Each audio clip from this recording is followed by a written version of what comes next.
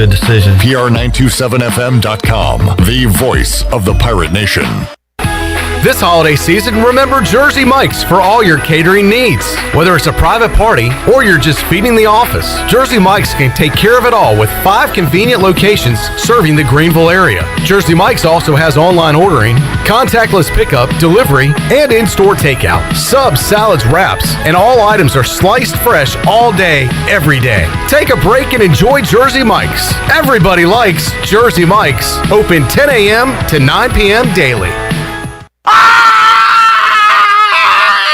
What the heck was that? Oh, that was Chuck from Naughty Dog. They just did a new beer release, and he gets so excited he runs around town screaming and telling everyone. I told him I would cut this new commercial instead and let people know to get to Naughty Dog this holiday season to try their new beers, that they're open 7 days a week, and that they're doing a fundraiser to drop off food and toys for dogs. Go to Naughty Dog Brewing Company on Main Street in downtown Winterville today, and maybe you'll see Chuck there screaming. Follow Naughty Dog on Facebook and Instagram for more fun. Hidden phone trade-ins, hidden plan requirements, hidden catches. You won't find any of those at US Cellular because we do things differently. And that means you can get the Samsung Galaxy S20 FE or Google Pixel 5 for free with no hidden requirements all season long. US Cellular. Upgrade to fair. Terms and conditions apply. See store uscellular.com for details. This is Brandon Tate, owner and operator of Atlantic Wireless, an authorized agent for US Cellular since 1997. Visit atlanticwireless.com to find the store near you. We go beyond the call. There's no better time to drive away with a quality pre-owned car, truck, or SUV from Greenville Auto World. Greenville Auto World is your authorized rough country dealer. We specialize in lift and leveling kits along with custom wheel packages.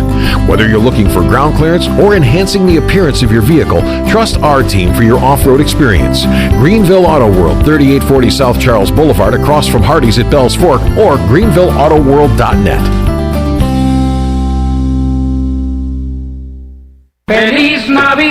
The time is now to celebrate your holiday fiesta at Chico's Mexican Restaurant in downtown Greenville. Chico's is the perfect place to get all your dear amigos together for some Mexican food and fun this holiday fiesta season. Call Chico's now to make a reservation for any large or small fiesta with all of your amigos. Also, remember to put a smile on your amigos' faces this holiday season with the perfect gift, a Chico's gift card. Chico's Mexican Restaurant in downtown Greenville. Happy holidays from Chico's.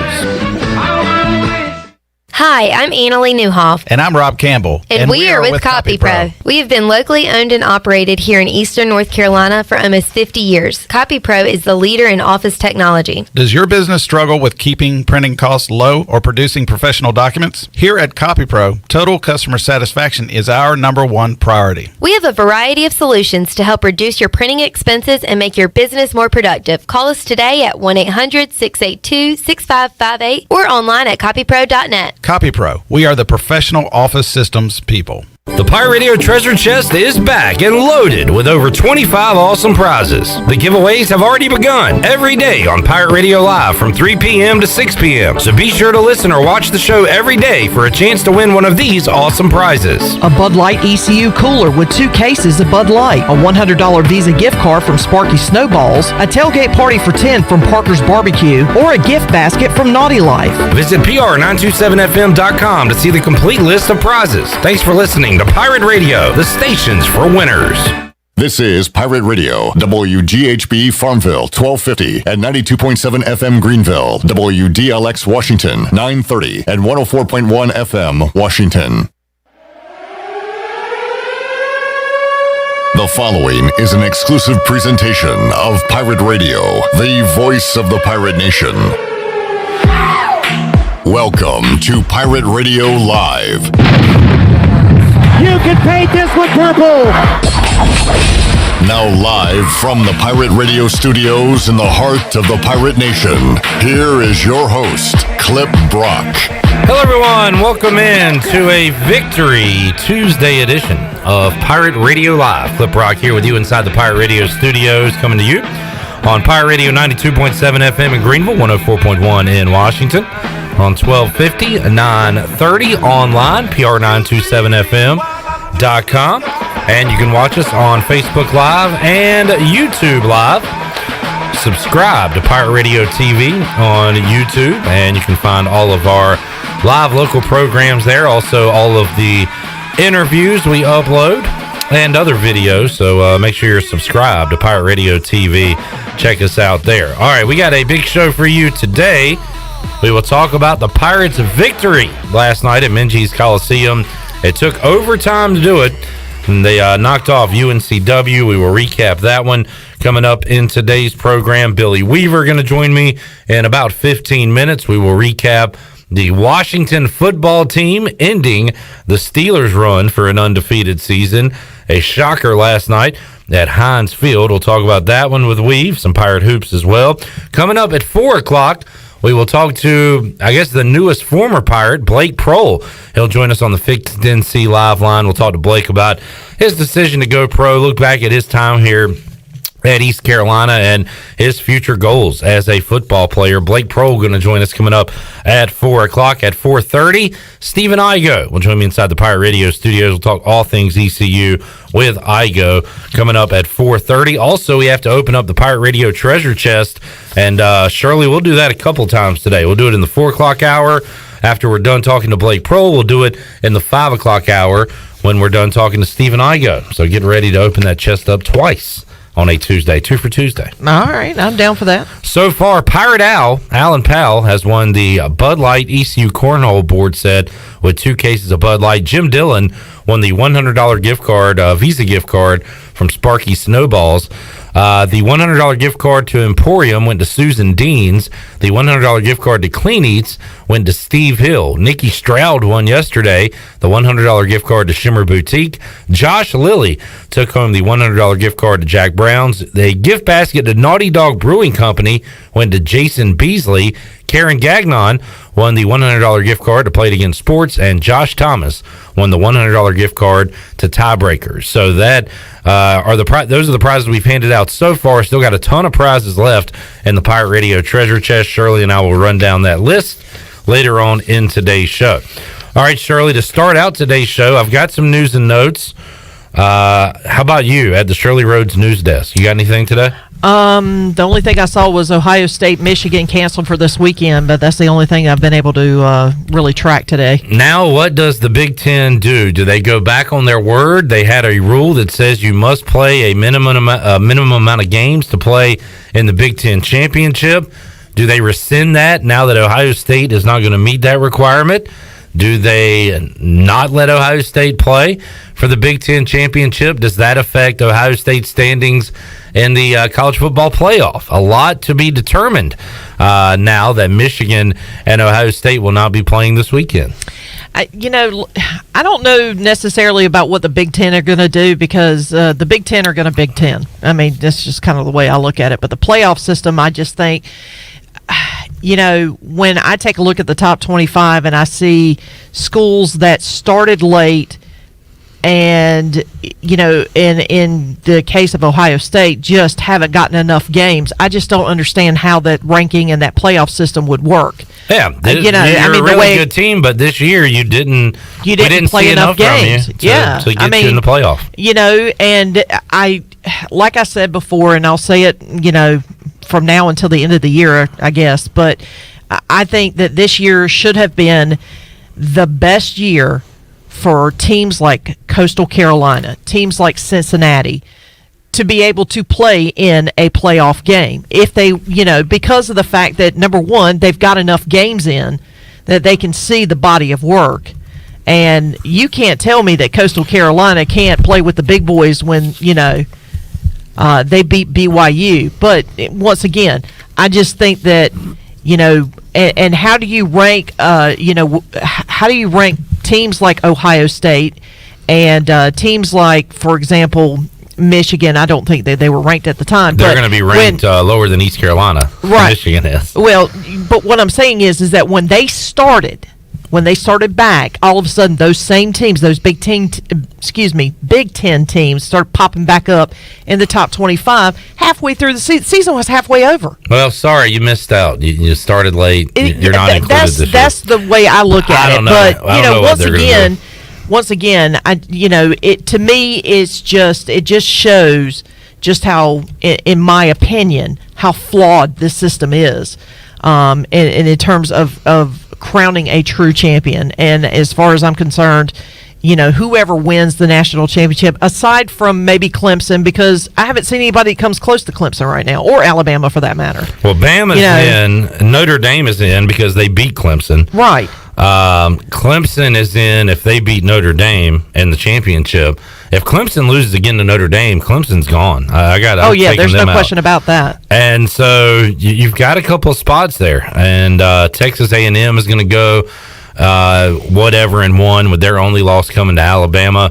There is another cancellation that would be Cincinnati and Tulsa this week. Yeah, they're not going to play, but they will play next week for the AAC championship. If Cincinnati knocks off Tulsa, they are right there on the doorstep. If you say Ohio State has not played enough and therefore will not be in the playoff, and Notre Dame beats Clemson for a second time, at that point, it's Bama, Notre Dame, and Cincinnati, Texas A&M, right? Yeah. I mean, that would be what I would look at it as. I think there's enough body of work between those four teams. This is good news, I think, for Cincinnati today if they want a shot at the playoff. I still don't know. I'm fascinated to see if Ohio, and look, the Big Ten could still change their rule and put Ohio State in their championship game. Ohio State wins that game, and they say, okay, well, you've done enough. You're in. I mean, I could see that as a possibility, too. Yeah, but, I mean, you look at it from how fair is that? And life ain't fair. Well, no, I never said that life was fair, but it's also extremely hypocritical. But life is hypocritical. Yeah, that too. Life ain't fair. Life is hypocritical. All right, so there's that. Chandler, did you want to say something, or were you just into the conversation? I was just. What's your take on the college football playoff? I mean, basically what y'all just went over. I mean, just when you look at the teams that have barely played this year. I mean, I think. I was going to bring up the question, but you already answered it. What is the pathway for Cincinnati to get into the playoffs? And I think you answered my question there. But how big would that be for the conference, the AAC conference, to have a team in that Final Four? But I do have some notes, news and notes for you guys. The Panthers, have been hit with the COVID bug this week. They had, I think, 8 guys go on the COVID list this week. But good news out of Charlotte today, there was no new positives today. So it looks like they will continue with practice starting tomorrow. All right. And they were coming off a bye.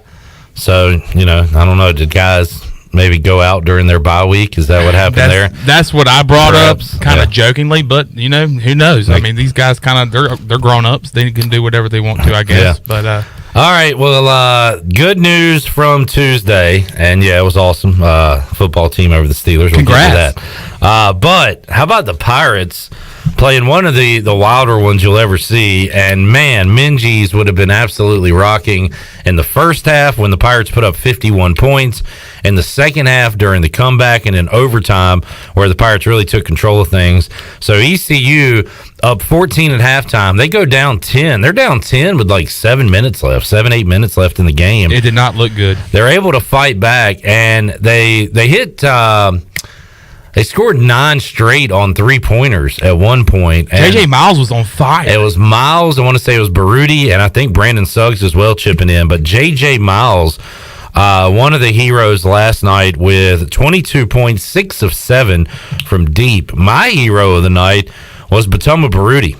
Goes 2 of 4 from deep, hit a big one when the Pirates were down 3 late in the game.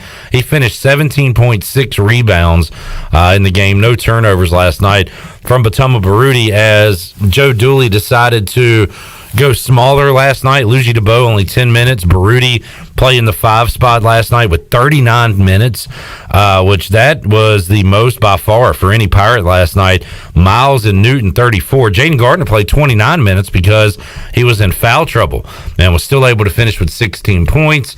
When they needed a bucket, they went to him. When they needed free throws at the end, he hit them. He was 4 for 4 from the line. That was a great win for the Pirates last night in Minges. Yeah, you brought it up earlier in this discussion that, this is the thing about sports in this era is that when you have a game like that, you miss the crowds, you miss the packed arenas. And I was actually telling Shirley here in Studio B last night while we were watching it on my computer, I was like, man, it would be great to have a packed Minges in there because, we're trying to renew this rivalry, and it would be just ecstatic in there. And then Coach Houston even brought it up on the show while he was in here. He was like, could you imagine if Minges was packed tonight? I mean, the Pirates, it's like we couldn't miss. I mean, and when Minges gets packed, it gets really loud in there, so it would have been nice to see that, but and the Pirates really dominated in overtime too. I mean, once they got into overtime, there was no looking back for ECU. Outscored them 15-5 in OT for the 88-78 victory. Pirates moved to 4-0 on the year. They will take on North Florida coming up next. The Ospreys, who Joe Dooley knows well from his time at Florida Gulf Coast. And there's been some talk about, will the Pirates add another game this weekend before they take on SMU to start conference play next Wednesday.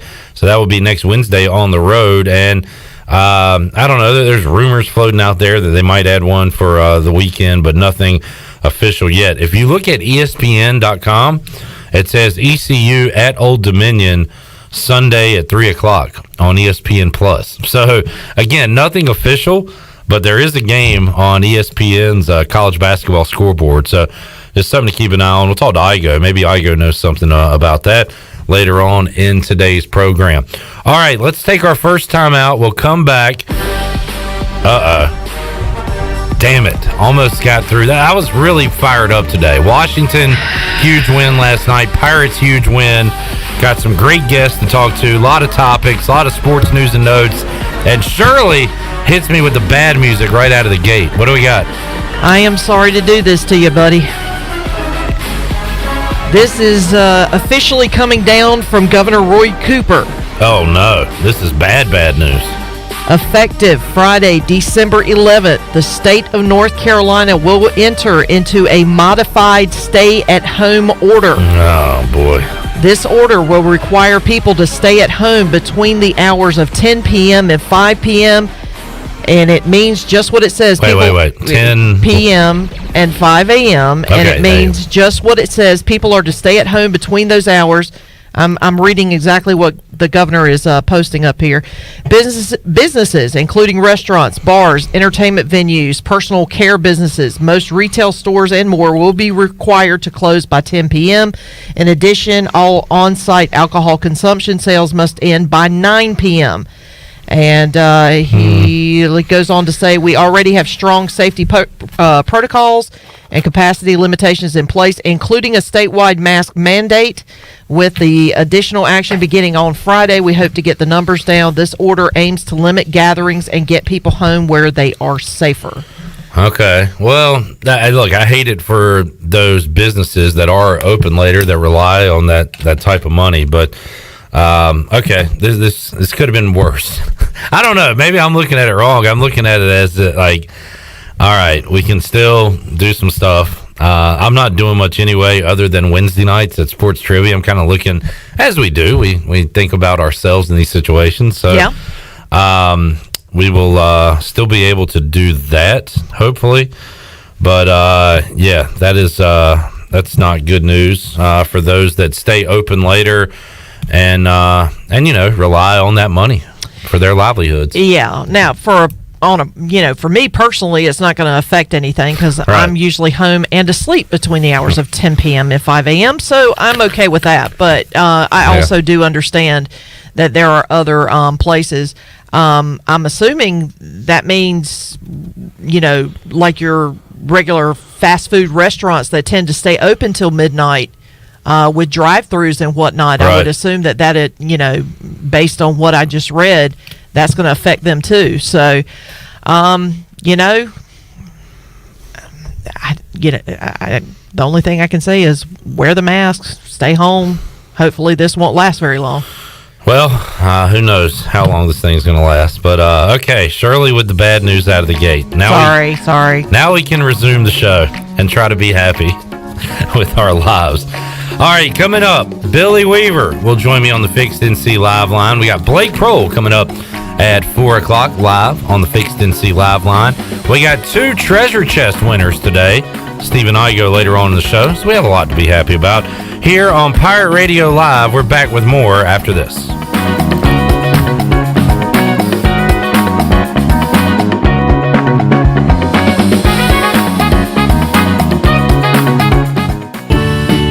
Did you know time spent outdoors can help improve your children's health and bring balance to their life? The Outdoor Heritage Advisory Council invites you to join the Patch program. This program is for any child under the age of 16 and includes activities like fishing, hunting, and hiking. These are just one of the many ways you can earn the exclusive patches from the Outdoor Heritage Council. For more information on how to sign up and get your adventure started, visit outdoorheritage.nc.gov. It's bow time. How do you like your steak cooked? How about country? Because Bojangles is serving up their own brand of fine dining. We're talking thick, hearty, mouthwatering steak country fried to perfection and served up on a fresh and fluffy buttermilk beauty. And right now, you can snap up 2 steak biscuits for $4.50. So put on your fancy pants, because Bojangles has steak. It's bow time. UBE and PirateWear.com have everything to fill Santa's sleigh this Christmas. Officially licensed ECU gifts and apparel, polos, outerwear, and sweats from Champion, Columbia, and Cutter & Buck. Visit the Crow's Nest for the largest selection of ECU children's apparel in the world. Be sure to follow UBE PirateWear.com on all social media platforms to stay informed on sales, events, and giveaways. UBE and PirateWear.com, making your Christmas jolly and bright for over 50 years. Hey, Pirate fans, get ready for a winning season and get things done right with a John Deere tractor package from Quality Equipment. You can't afford to lose on your home turf, so we'll help you get the driveway done right at the right price. Right now, our 1023E driveway package starts as low as $148 per month. So get quality done right before every ECU football weekend. Visit QualityEquip.com. Offer ends 12/31/2020. Subject to approved installment credit with John Deere Financial. Some restrictions apply. See dealer for details. BMS Builders is your premier custom builder in eastern North Carolina. With Blackwood and Mills Creek in Greenville, Dalton's Cove in Farmville, and Belmar in Ayden, these are just a few of the developments featuring BMS Builders homes. They can build the home of your dreams. Just ask Dr. Dennis Ross in Greenville or East Carolina football coach Mike Houston. They built their homes, and they can build yours as well. BMS Builders. Give them a call at 916-1578 for BMS Builders. Warren's Hot Dog Pizza, homemade lemonade. Hey, Pirate Nation, Warren's Hot Dogs 2 locations are open for business in Greenville and Chocowinity. Both locations have drive-through windows, so stop by today for hot dogs, pizzas, subs, apple and peach turnovers, homemade lemonade, and breakfast in Chocowinity, featuring homemade cheese, ham, and chicken biscuits, plus sausage dogs and more. Warren's in Greenville across from Ron Ayers Motorsports and in Chocowinity next to the fire department. Warren's Hot Dogs. Want some? Get some. For the latest from the world of golf, tune in every Saturday morning from 8 to 10 for the Golf Shop Radio Show, presented by GolfKnickers.com, the world's leader in traditional golf apparel. Hosts Mark Greenhelge and Matt Blanchard talk golf from tee to green and everything in between. If you like golf, you're going to love Golf Shop Radio. Before you tee up, drop on in. Welcome to the Golf Shop. This is Stephen Igoe, publisher of HoistTheColors.net. Recruiting is the lifeblood of any college sports program, and no one devotes more coverage to the future of ECU athletics than Hoist the Colors. Want to know who's going to be the next Holton Ahlers or Jayden Gardner? We've got all the inside scoop on the Pirates' most talented recruits and top targets 24/7. Sign up now and get your first month of coverage for a single $1. HoistTheColors.net, the most reliable reporting on ECU athletics. Pirate Radio. And I can promise you, there will be no quarter, ever, from ECU football. Go Pirates. The voice of the Pirate Nation.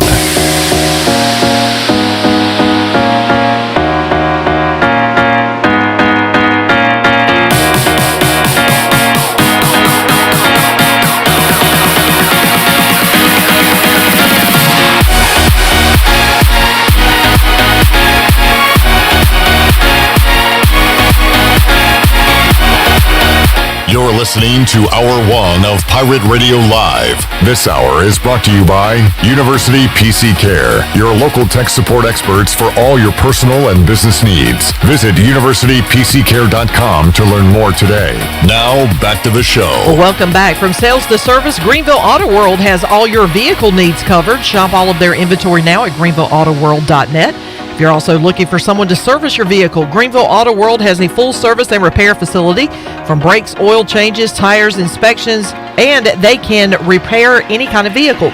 Greenville Auto World across from Speedway at Bells Fork and online at greenvilleautoworld.net. Thanks to Tim Sutton and Jim Rogers of Greenville Auto World for their sponsorship of the program. Now let's head back in. Pirate Radio Live, here's your host, Clip Rock. All right, thank you, Shirley Rhodes. Welcome back into Pirate Radio Live on a Tuesday, a Victory Tuesday. Shirley, let's crank up the U.S. Sailor fifth quarter call-in show. Washington knocks off Pittsburgh, the Steelers' first loss of the season. And Washington does it in dramatic come-from-behind fashion and knock off the Steelers last night, 23-17. We're taking your calls on the Fixed NC Live line. And first up, we have Billy in Greenville.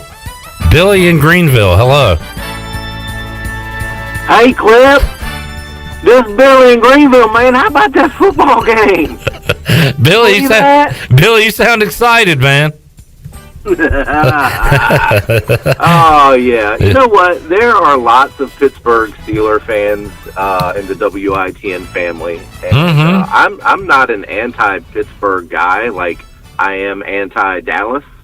I like Pittsburgh. I don't have any problem with them at all. But, of course, I'm always rooting for my team and against the team my team is playing. So there were a lot of Pittsburgh Steeler fans in the building last night that were very upset with that. But, the funny thing is that this was a game that a lot of people going into this game thought Pittsburgh was primed for an upset. And I had said Dave Jordan is from Pittsburgh, from that area. He's a Steelers fan, and we talked about this the other day. And I told him, I said, I tell you what, Pittsburgh's primed for an upset because everybody knows it's hard to go undefeated in the NFL. You're more likely than not to lose a game. And with all the stuff that Pittsburgh and Baltimore went through with rescheduling that game that was supposed to be played on Thanksgiving night, then moved to Sunday, then moved to Tuesday, and then moved to Wednesday, and Pittsburgh working on a short week. They had guys out. Washington really with nothing to lose, extra couple days to practice, starting to play a little bit better. And I told him, I said, this game is primed for an upset. And there you go. It happened.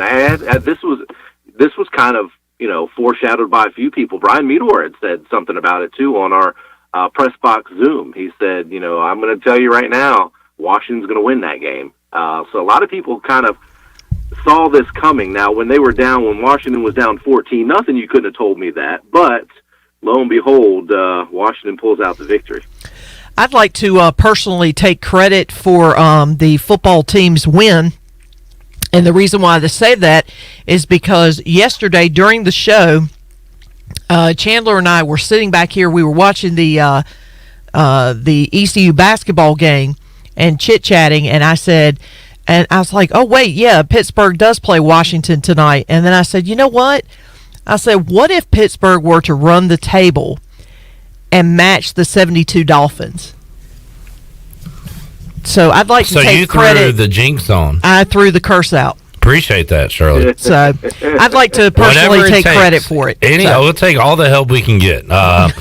Billy, I heard a lot of chatter about a Washington upset. I didn't believe it, mostly because of being a Washington fan my entire life.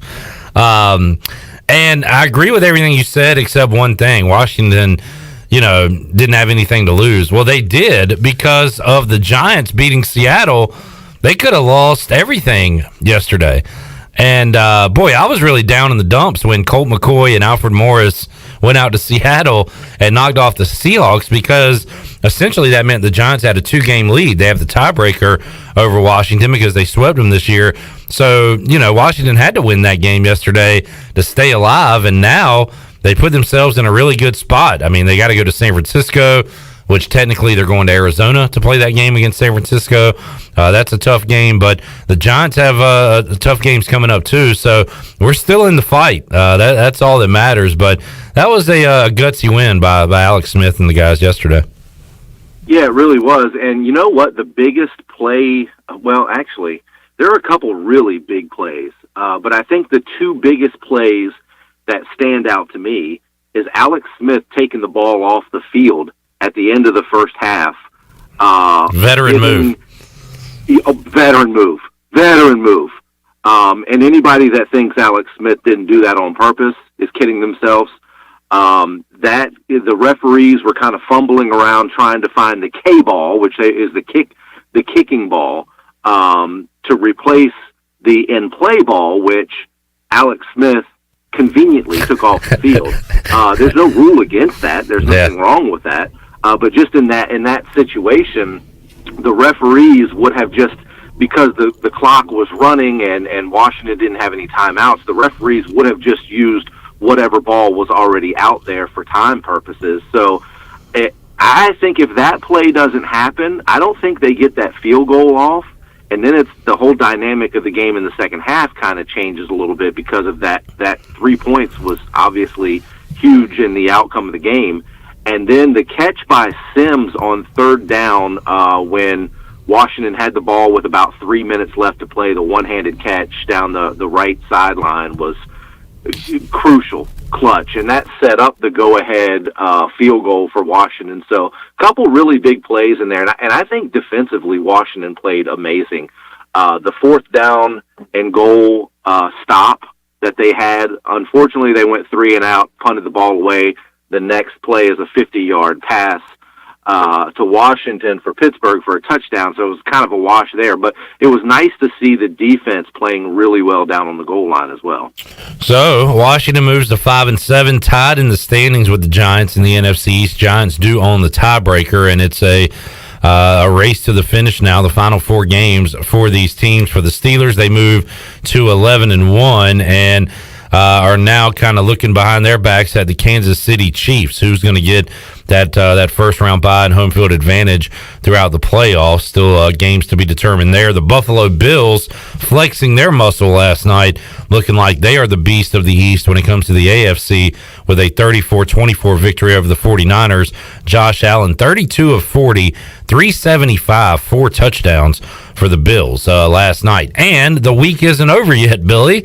More football tonight because the Ravens take on the Cowboys. That'll be on Fox and the NFL Network at 8:05 as the Cowboys trying to do what they can to stay alive. The Ravens really need a win, Billy. They're 6-5 now and coming off some bad performances. Of course, didn't have Lamar Jackson last week. He'll be back along with their a lot of starters that missed time against Pittsburgh last week. But Cowboys could be in some trouble tonight with an angry Ravens team. Yeah, I think so. I hope so, as a matter of fact. The Cowboys have had their issues, obviously. They've had a lot of injury issues as well. And, I tell you what, it's been a crazy season. And kind of going back to Pittsburgh, and I wanted to mention this earlier, when you mentioned the 72 Dolphins, obviously the only team to ever go the entire season undefeated and win a title, they were celebrating last night. And I was having this discussion with Tyler yesterday that I think that if Pittsburgh had been able to run the table and go undefeated, I think that far surpasses the achievement of the 72 Dolphins. Obviously, there's more games on the schedule now than there was in 72, so that's kind of a factor as well. You have to play more games. But I think if anyone were to run the table this season in particular, just because of all the obstacles in the pandemic and missing guys and playing games with guys that you would have normally had, and it had nothing to do with injuries, I just think with all the challenges, that would have been far surpassed the achievement of the 72 Dolphins.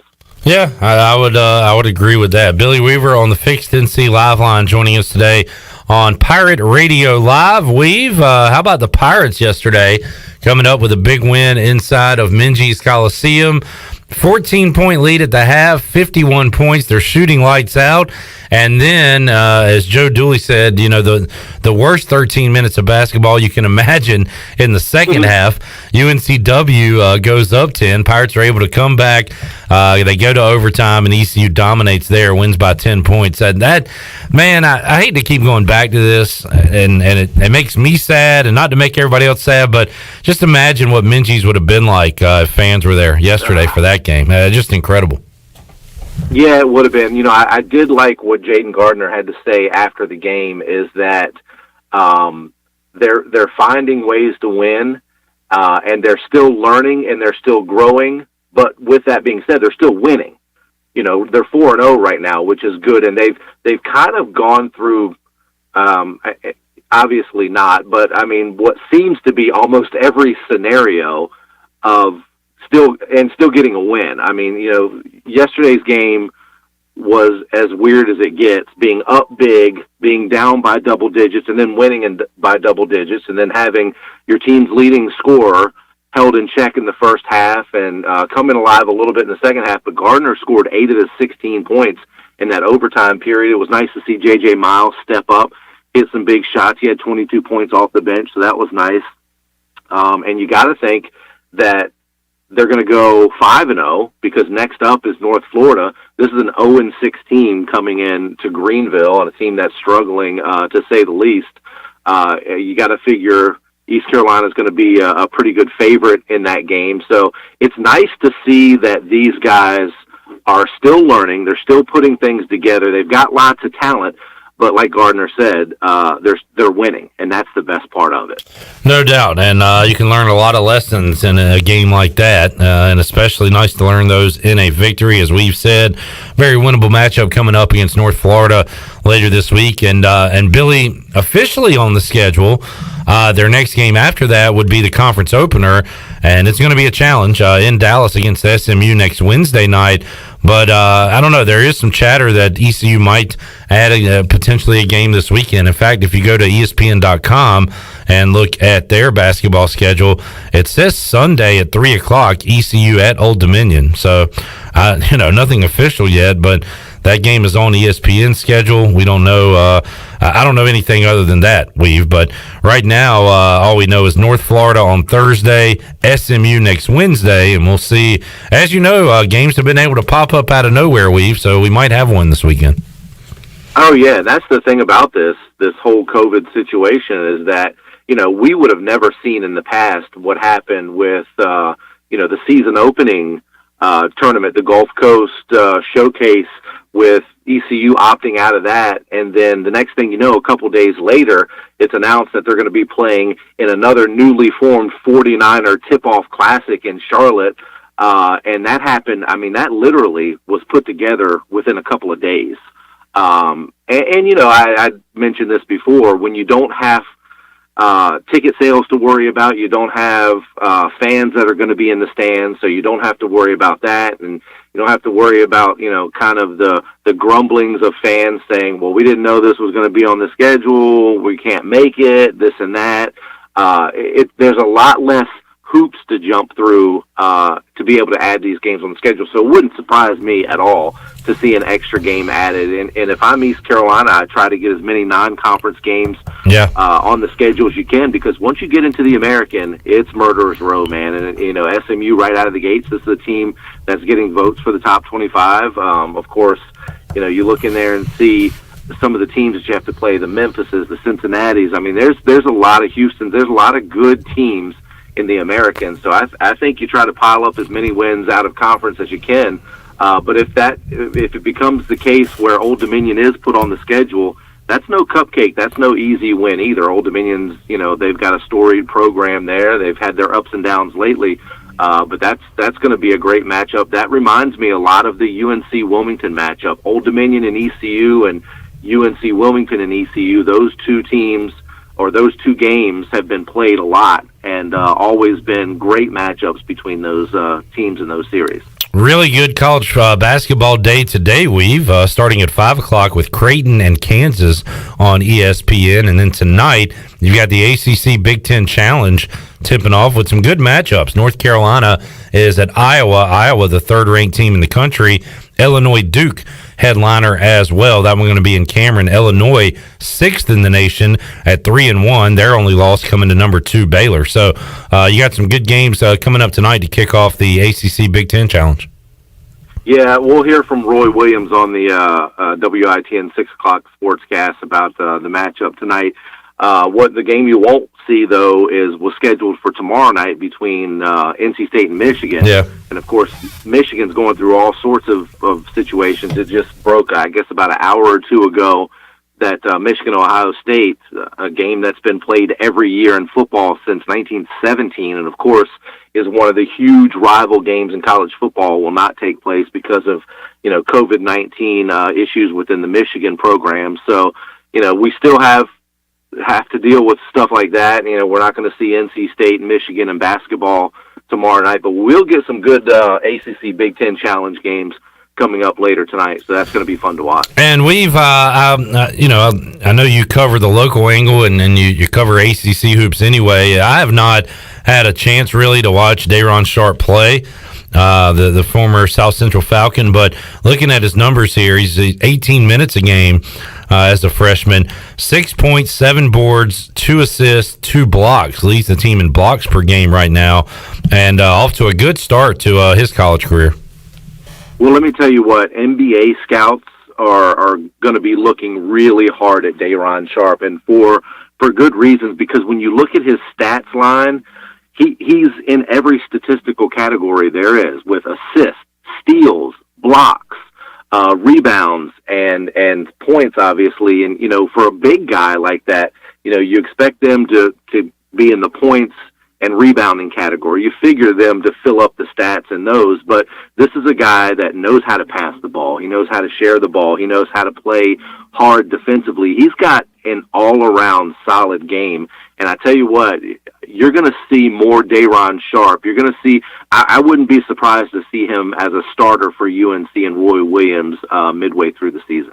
Billy, no ECU football. We talked to Mike Houston to wrap up the 2020 season yesterday on Pirate Radio Live. Got Blake Proehl coming up at 4 o'clock this afternoon on the show. But I don't know. I watched some over the weekend. I'll certainly be tuned in this weekend, but I'd be lying if I said I was really pumped up about it. It just doesn't, I don't know. It doesn't seem like a lot of games matter. It seems like a lot of teams are kind of limping to the finish line here. You're getting more news of cancellations, including Ohio State, Michigan. We talked about that in segment 1. What does that mean for Ohio State and their chances for the college football playoff? What does it mean for Cincinnati's chances? Cincinnati not playing Tulsa this weekend.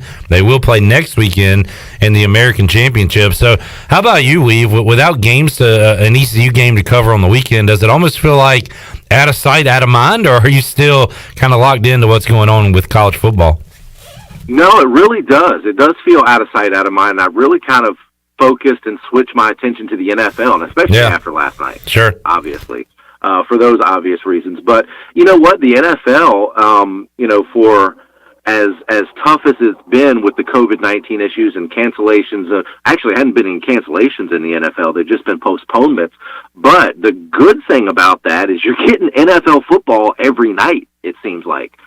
Because obviously we had NFL football. We had it on Thursday because that was Thanksgiving. Then you had it Sunday. Then, of course, you had a doubleheader on Monday night last night. Then you got a Tuesday night game with Dallas and Baltimore, which is going to be, a fun game to watch. So then next thing you know, we're right back into Sunday, and the Panthers, they get back geared up. Hopefully we'll see Christian McCaffrey back on the field for the Panthers this weekend. He's practicing this week. Problem is they've got 8 guys, including 2 of their top 3 receivers on the COVID reserve list. So that's going to be a problem for the Panthers. But, despite all of that, the NFL has been able to play games, and us as fans have been able to kind of benefit from that by seeing a lot of games during the week that we typically wouldn't be able to watch because everything's on Sunday typically. So, we've, as NFL fans during this, we've gotten a lot of eye candy, that's for sure. No doubt. I'll tell you what I was locked into. It was 5:30 on Saturday, Coastal Carolina and BYU. Just kudos to both of those teams for putting that together, especially BYU traveling across the country. I think BYU scheduled it because they thought they could beat an undefeated team, but huge win by Coastal, and that kind of felt like a bowl game, Weave, and one that I was into. You had a crowd there. You had a great game back and forth, and kudos to the Chanticleers for getting it done on Saturday. Yeah, how about that? And to show that they're worthy of their top 25 ranking, too. And, who would have thought a few years ago that, take us back 5 years. Who would have thought, if you would have told me 5 years ago that Coastal Carolina, the Chanticleers, in little old Conway, South Carolina, down near Myrtle Beach, would have a national baseball championship, NCAA baseball championship, and a top 25 college football team knocking off BYU, I'd have told you were crazy. But look what the little school down in South Carolina has been able to do, and that's just an inspiration. But what that does is that puts much more pressure on teams and schools and programs like ECU, because then your fans start to say, well, if those guys can do it, why aren't we doing it? So that Coastal's putting a lot of pressure on a lot of other schools that are in kind of that same boat. Billy, I'm glad you said 5 years ago. What if I told you that? Because if I told you that 5 years ago, you would have said, wait, the team that just lost to Mike Houston and the Citadel in the playoffs? Because that's right. The Citadel beat Coastal Carolina November 28th, 2015 in the FCS playoffs. A lot can happen in 5 years. Would you say, Weave? Oh, yeah. And I mean, that's the thing is we've seen some of these programs on the fast track. We've seen, so many of these FCS programs go into Division I or FBS now and make it big. They lost to Liberty that year too in their final game in the FCS, Weave. So like that, you think about Liberty and Coastal right now and where they are. It is pretty incredible that they're not only FBS but top 25. So. Well, you know what a big part of that is too is it's much easier now to transfer and go into the transfer portal and to be able to play at those smaller schools, and you're playing right away because so many guys now are going to these big schools and they're not getting playing time immediately. And these are 4- and 5-star recruits out of high school, and they're saying, you know what, I'm going to cut my losses quick and go ahead and play for a smaller school and get playing time now. And I think teams like Coastal Carolina and Liberty are making a living off that right now. Billy Weaver joining us. Weave, I know you got some South Carolina ties. Any thoughts, any rumblings down there about Shane Beamer being hired to take over their program? They like it a lot. They love that hire. They really do. It's tough when you're at South Carolina. They've gone through their fair share of coaches. They really have. And, there are a couple coaches that were kind of home run hires for them. And, of course, Spurrier was one of them. I can remember back when I was there when Sparky Woods was there. That tells you how long ago it was when I was down in South Carolina. But they've had a lot of coaches since Sparky. And, Shane's got those ties to South Carolina. He's going to bring in some former South Carolina players as assistant coaches that have really kind of shot up the ranks right now. So there's a lot of people down in South Carolina that are very excited about this hire right now. We've enjoyed the chat as always, man. We appreciate it. We'll keep in touch. Talk to you again soon. Have a great rest of your week. All right, you too, and go Washington football team. Hail to the football team. There you go. Hail to the football team. Right there in the playoff mix in the NFC East race there with the New York football Giants. Football Giants, football team. Hey, and go Ravens tonight. Woo-hoo! There you go. Beat the Cowboys. We'll always take a Cowboys loss, too, to cap off the week. All right, Billy Weaver there. We'll take a timeout, come back. A few more minutes to go in hour number one. See if we'll hear what Joe Dooley, Jayden Gardner had to say after the victory last night as we roll on. More Pirate Radio Live on the way after this.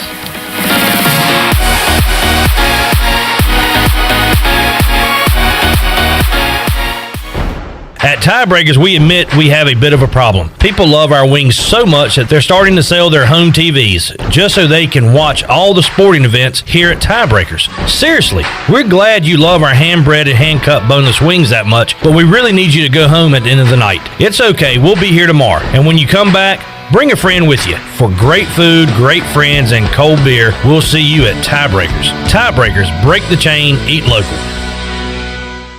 While other folks come and go, Greenville Pool and Supply has been your local pool store in Greenville and Eastern North Carolina for over 40 years. Are you finding yourself spending more time at home than ever before? If so, turn your backyard into a vacation destination. Greenville Pool has pools for any size backyard. Choose from the very popular fiberglass, classic vinyl, or custom concrete. If you order your pool now, it could be in by this spring. If you're ready for a pool, contact the pros at Greenville Pool and Supply.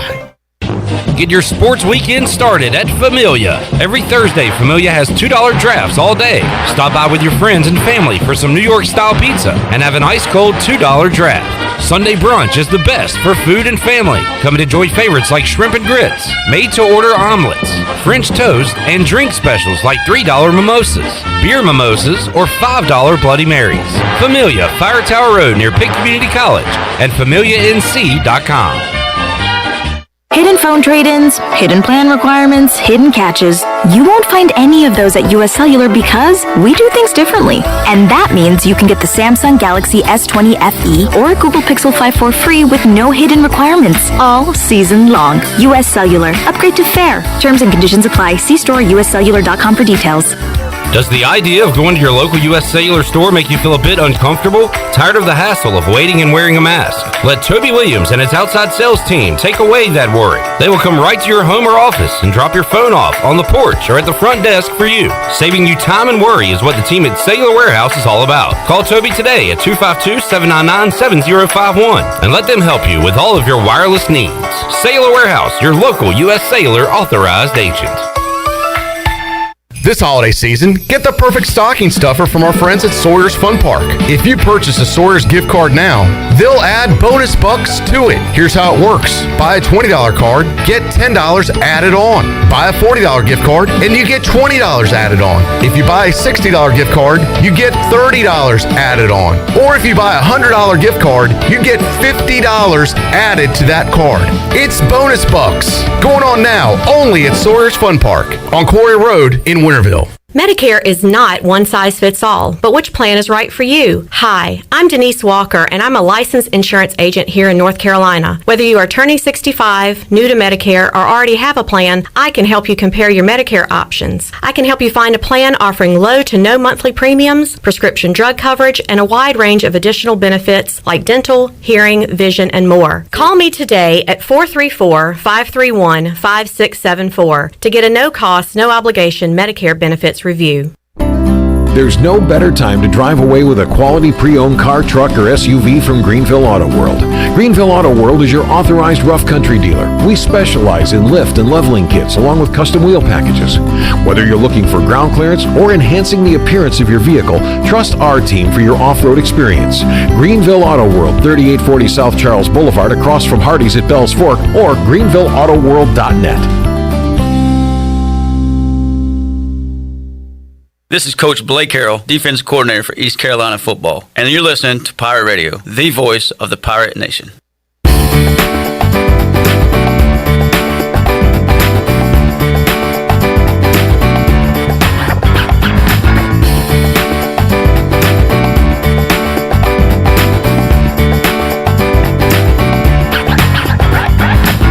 You're listening to Hour 1 of Pirate Radio Live. This hour is brought to you by University PC Care, your local tech support experts for all your personal and business needs. Visit universitypccare.com to learn more today. Now, back to the show. Welcome back. Banking is banking until the service is not the same, and this year has been unusual, but at Select Bank and Trust, they have continued to focus on what has always been important to them, their customers.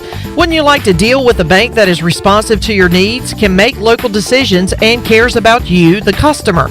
Try Select Bank and Trust. Bank local, bank select. And as we head back into the show clip, we do have one change. The Ohio-Kent State football game has been canceled due to COVID issues.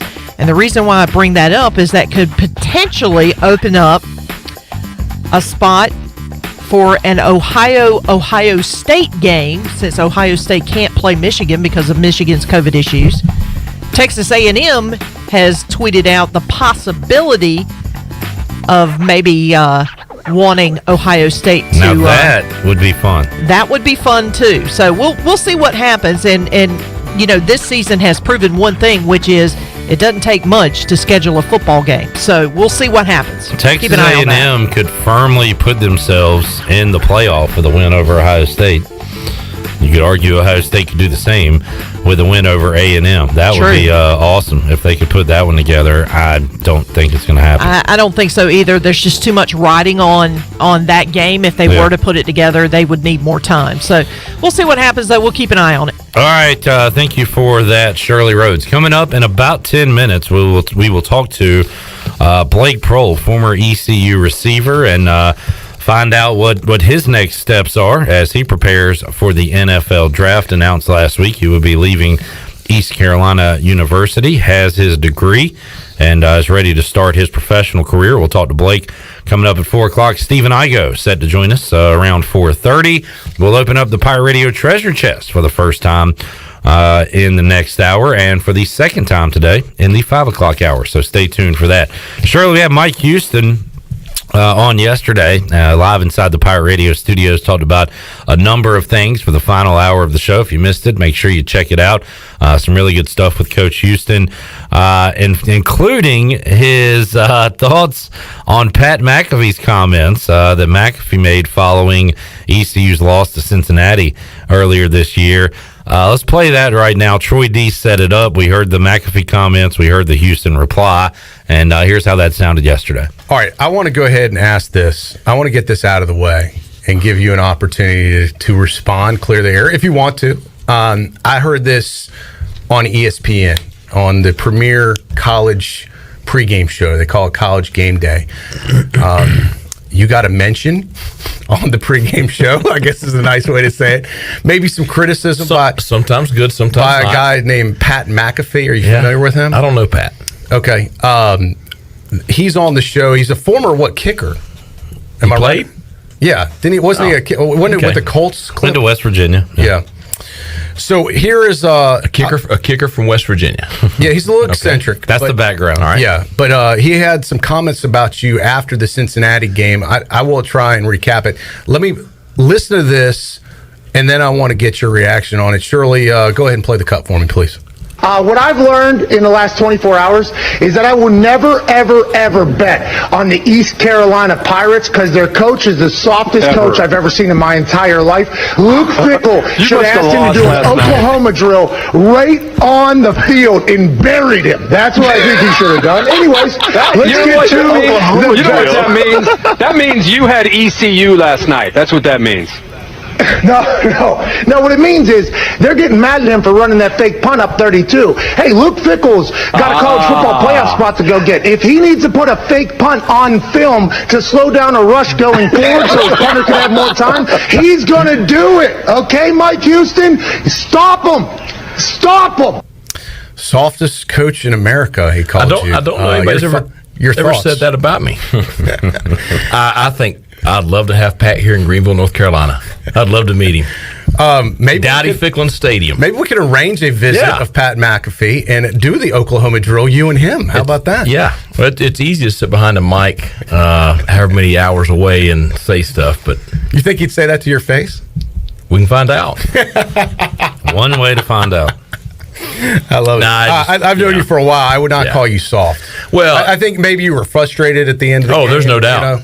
Well, the frustrating thing about that night, and truly, you got to do a better job defending that fake. We did not do a very good job on that play. We didn't do a very good job at the end of the game. The frustrating thing is just trying to get our program to where you're competing at that level with arguably the best team in the conference this year. And I feel like we're making so many strides and getting so close to that, and it's frustrating to have a night like that. I mean, they're a good football team. They've done a great job building that program, and we want to get to the point where you're not just competing with them, you're knocking them off. And so there was a lot of frustrations that night. All right, there's Mike Houston from Monday's edition of Pirate Radio Live. Talked to him in the third hour of yesterday's show, if you want to go back and hear that. Cincinnati having their own issues right now, apparently, with COVID, and that is why they will not be playing Tulsa this weekend. They will be playing Tulsa coming up next week in the American Championship. Cincinnati trying to run the table. Tulsa, if you remember, their only loss came way back before ECU had started their football season. They lost to Oklahoma State in a tight game, a game Tulsa could have won. Not a lot of offense that day in Stillwater, Oklahoma. That was their only loss of the season. They have had a few miracles along the way, including one against East Carolina. As we all remember, Pirates should have won that game if not for a bad booth review, which we discussed last week on the show with Mike Oreska. All right, let's take a timeout. We're closing out hour one. When we return, we will talk to Blake Proehl, former ECU wide receiver, get his thoughts on leaving for the NFL, his memories, his times at ECU. What's it like growing up the son of an NFL football player, Ricky Proehl? Talk to Blake about all that and more when we return on Pirate Radio Live. We're back with you after this.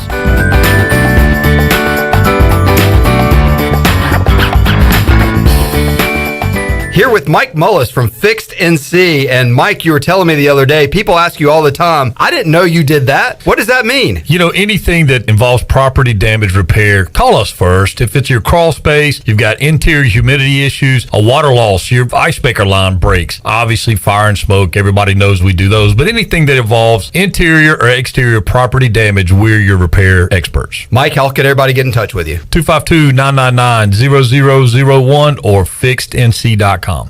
Get your ice cold Bud Light Seltzer here. Even though you can't go to the game, doesn't mean the game can't be brought to you now here. Just go to budlight.com/delivery. That's budlight.com/delivery. Give me 2 mangoes. Coming at you. It's a little short. Ow. Sorry. You know what? I'm just going to walk them over to you. Whenever there's a game to watch, there's a Bud Light there. Enjoy responsibly. Anheuser-Busch, Bud Light Beer, and Bud Light Seltzer, IRC Beer in Texas, St. Louis, Missouri. You've seen it on TV, and now you can experience it for yourself. Introducing the Warrior Zone, Greenville's first and ever only Ninja Warrior training facility. This is John from the Warrior Zone, where community, fun, and fitness collide. We offer weekly ninja training classes, memberships, one-on-one coaching, competition teams, and open gym. Not a ninja? No problem. We work with everyone and want people to feel encouraged when they leave Warrior Zone. Make your life better with ninja fun at the Warrior Zone. Old Tall Road, next to Plant and Sea at warriorzone.ninja. Here today with the closed hand, also known as Denton Hardy to his friends and family. Why F3? Because it's at a time in my life when I need a little bit of purpose and to get up in the morning and to get going for the day, it helps me. One letter, one number, F3. Fitness, fellowship, and faith. All workouts are free of charge and open to all men. Leave no man behind, but leave no man where you find him. Learn more today at f3enc.com.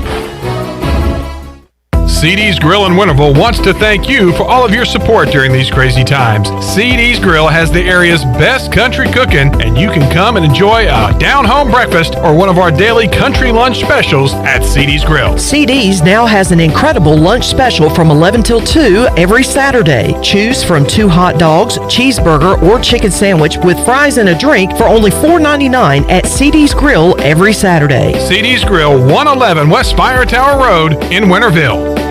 If you are push mowing your yard using an inefficient lawn tractor or your current zero-turn spends more time in the shop than mowing your grass, it's time you look at a Hustler zero-turn lawnmower. Residential mowers from Hustler are built like tanks and drive like sports cars. All Hustler mowers have fabricated, welded steel decks. Don't settle on cheap units with flimsy stamped decks from big box stores.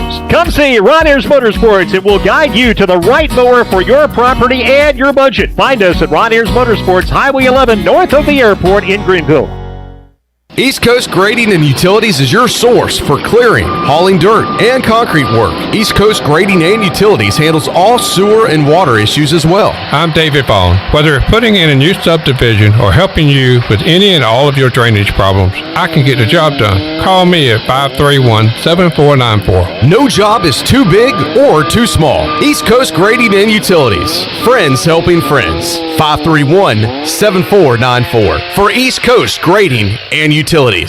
Emporium presents A Very Beer Christmas. 'Tis the season to be drinking, fa la la la la la la la la. Jingle beers, jingle all the way. Rocking around the Christmas beer, have a happy holiday. Give the gift of beer this holiday season. Emporium is offering a special 12 Beers of Christmas box, perfect for any craft beer lover on your list. And the Emporium gift card is always a winner. Christmas cheer awaits you today at Emporium on Dickinson Avenue and on Facebook and Instagram. This is Pirate Radio, WGHB Farmville, W224EI Greenville, WDLX Washington, and W281CH Washington.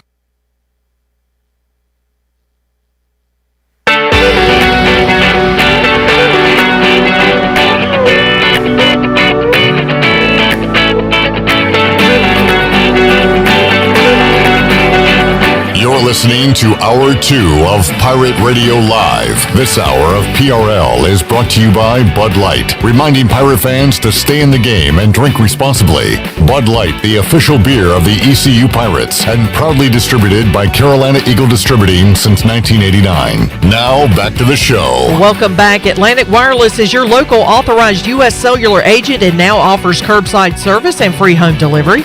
In addition to phone service, Atlantic Wireless has a great selection of tablets and now offers home internet service.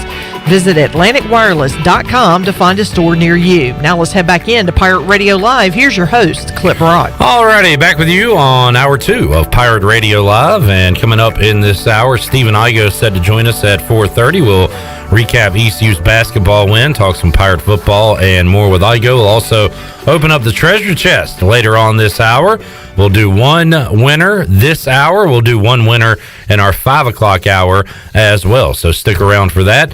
Coming up on Pirate Radio Live. Right now, we'll head out to the Fixed NC live line, and it's still odd to say former Pirate, but we'll talk to former ECU wide receiver Blake Proehl, who joins us on the Fixed NC live line. Blake, how you doing today?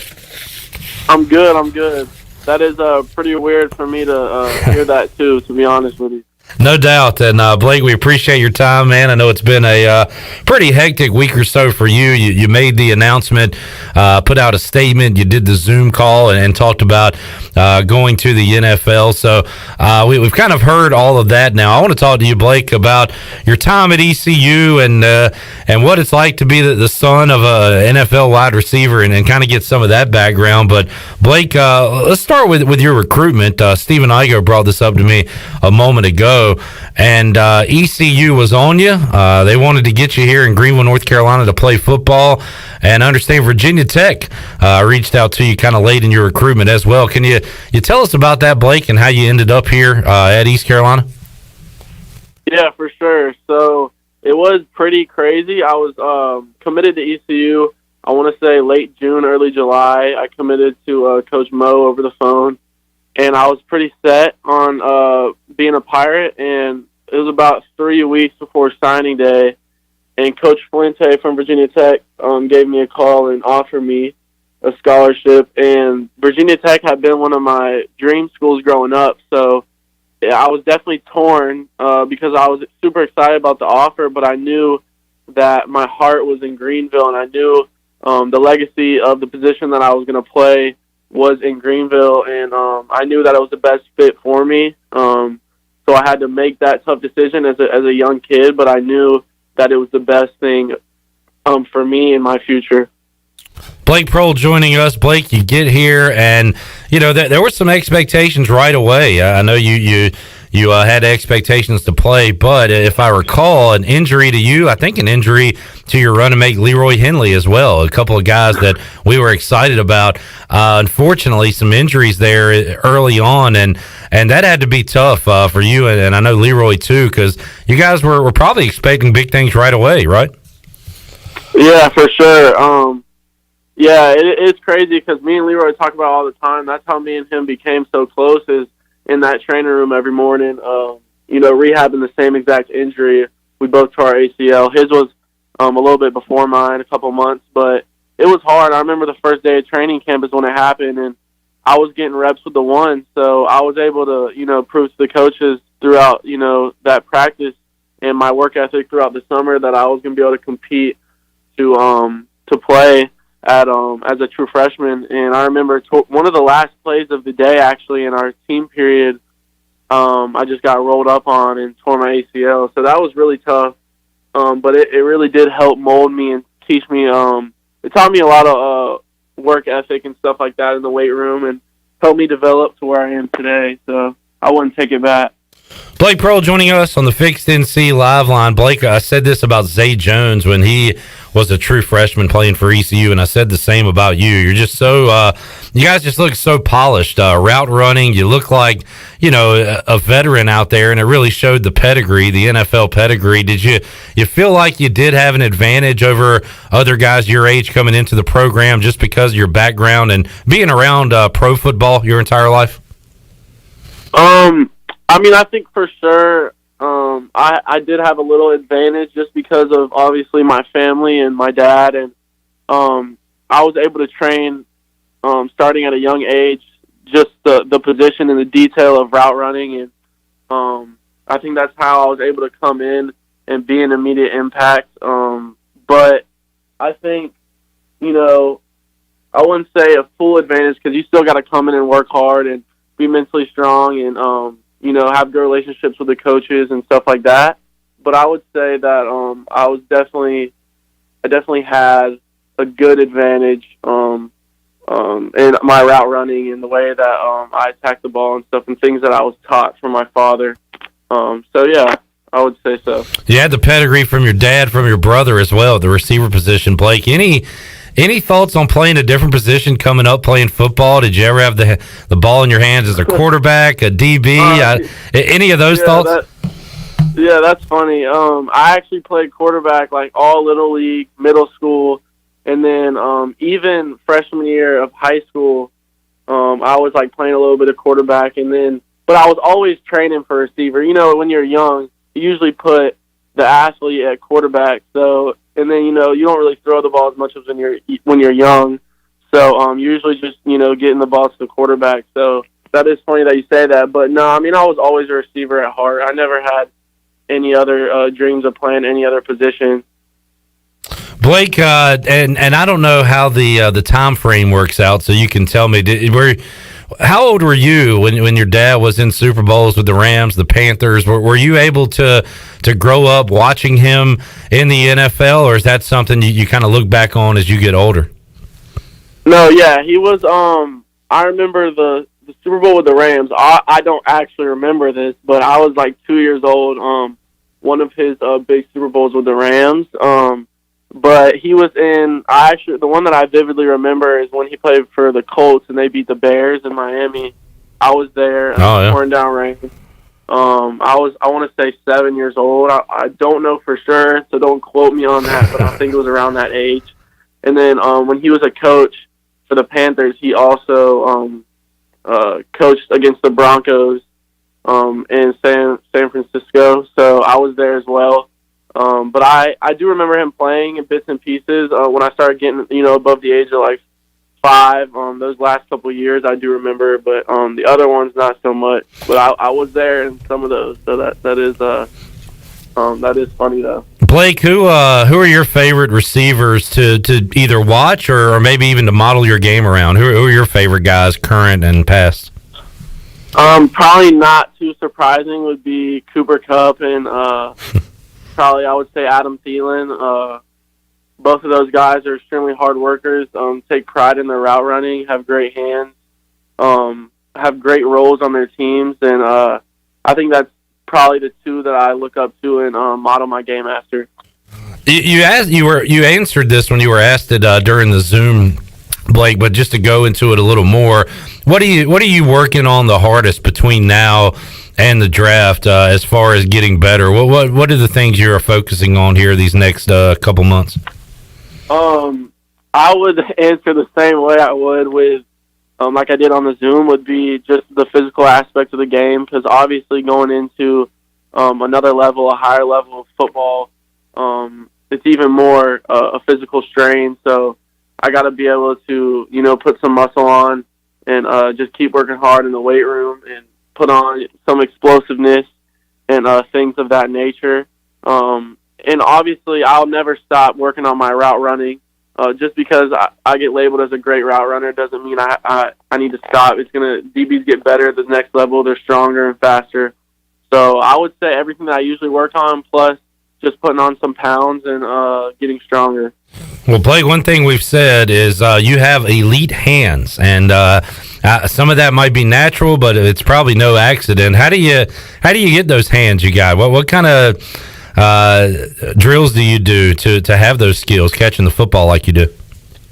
I would date that back to my father just ripping some NFL sized footballs at me when I was younger, and I think a lot of the things that my dad instilled in me and my brother is just believing in yourself, and a lot of catching is a lot like a lot of the other things in the game is just mental, just believing and having confidence in yourself.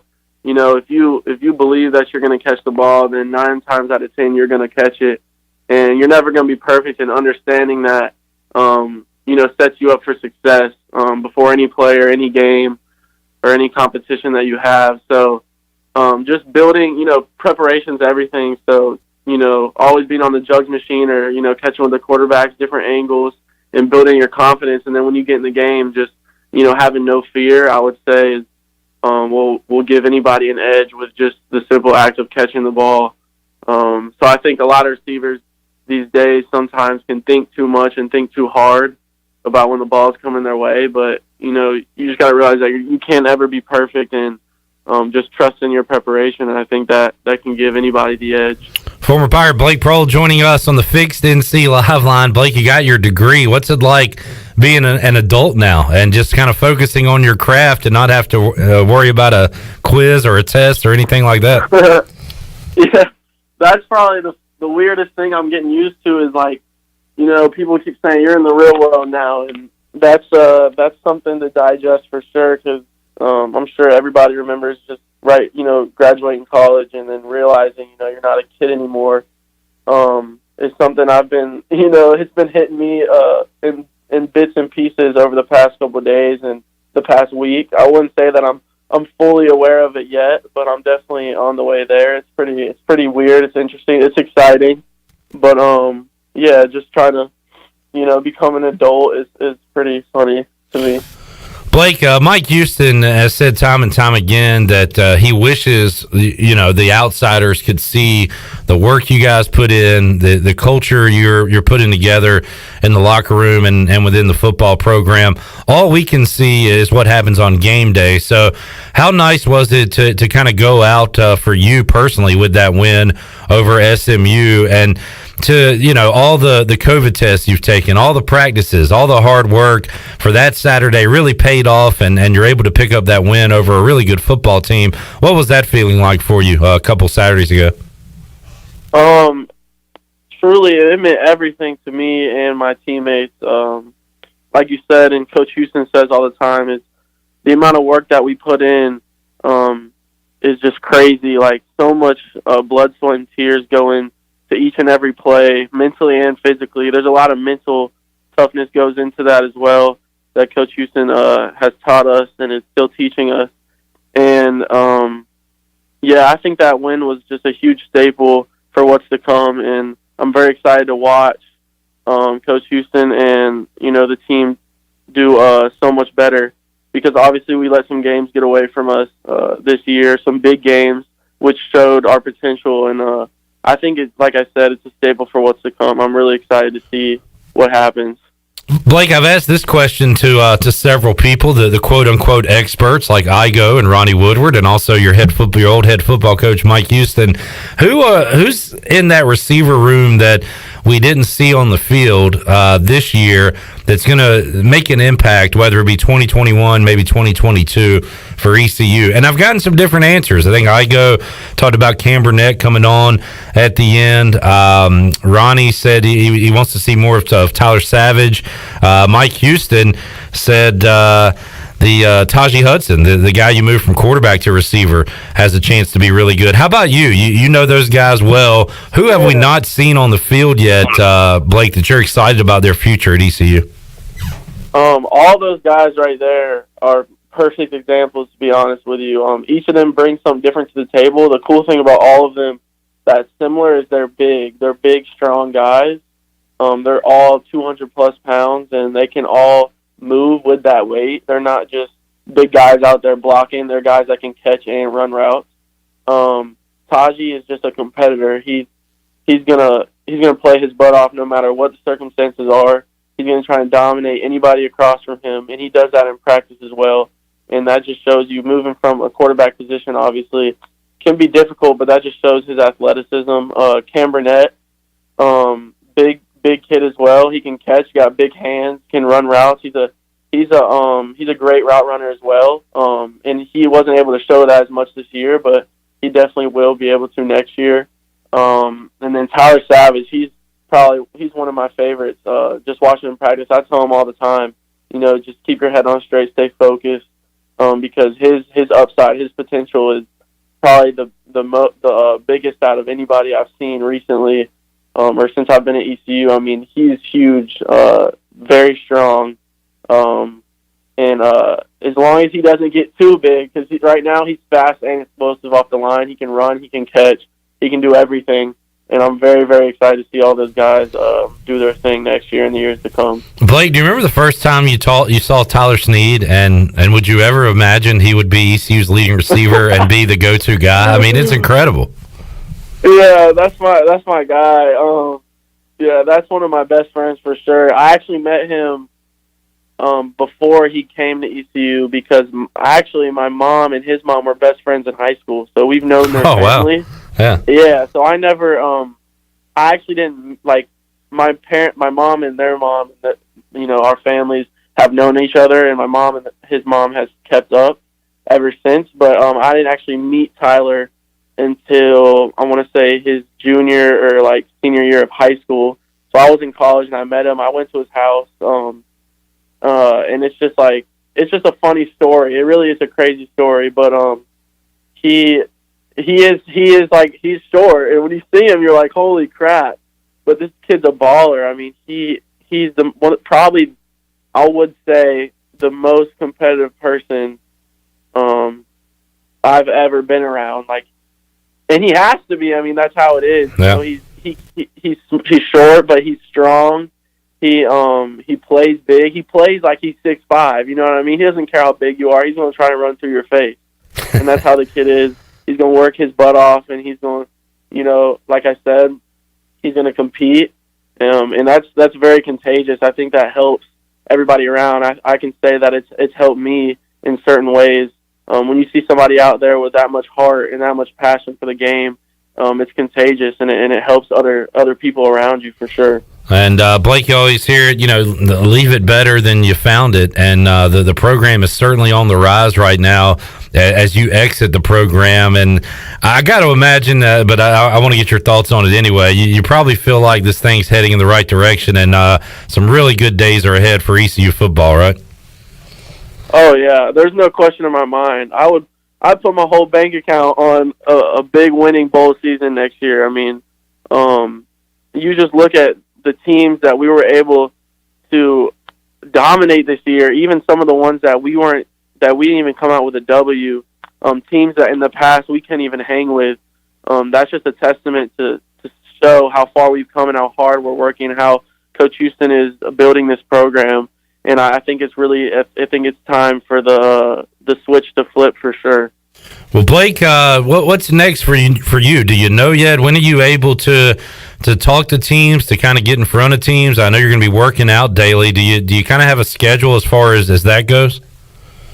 Yeah, so right now I'm just talking to a few agents and trying to pick the best one that's for me.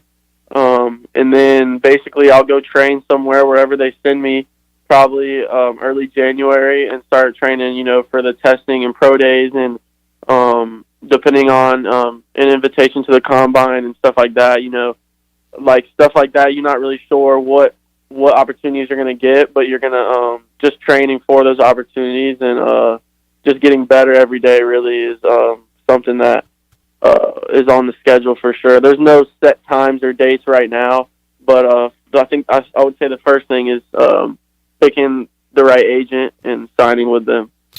Well, Blake, you know the saying, once a pirate, always a pirate. We appreciate you joining us here today and being great to talk to over the years as well. We appreciate that, and wish you nothing but the best, man. We'll be obviously all here in Greenville rooting for you throughout your entire pro career. So good luck to you, man. We'll keep in touch and talk to you again down the road when you're a pro wide receiver. How about that?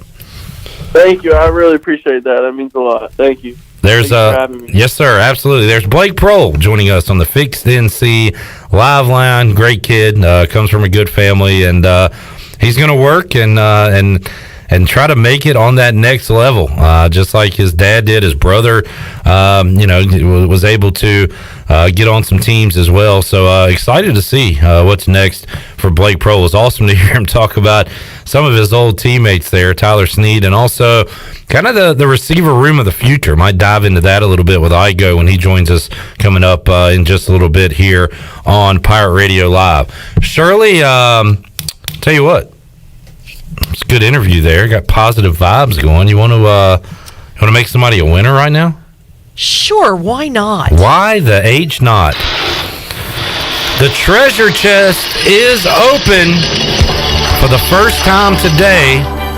What caller you want to do? We're going to mix it up. All right. I'm going to go with caller number 15. 15. 15. Caller 15 is a winner on the Fixed NC Live Line at 317-1250. We're opening up the Pirate Radio treasure chest for the first time today. 317-1250. Caller 15 wins. We'll find out who that winner is. I'm losing it. I'm so excited. We'll find out who that winner is. And we'll talk to Stephen Igoe when we return after this.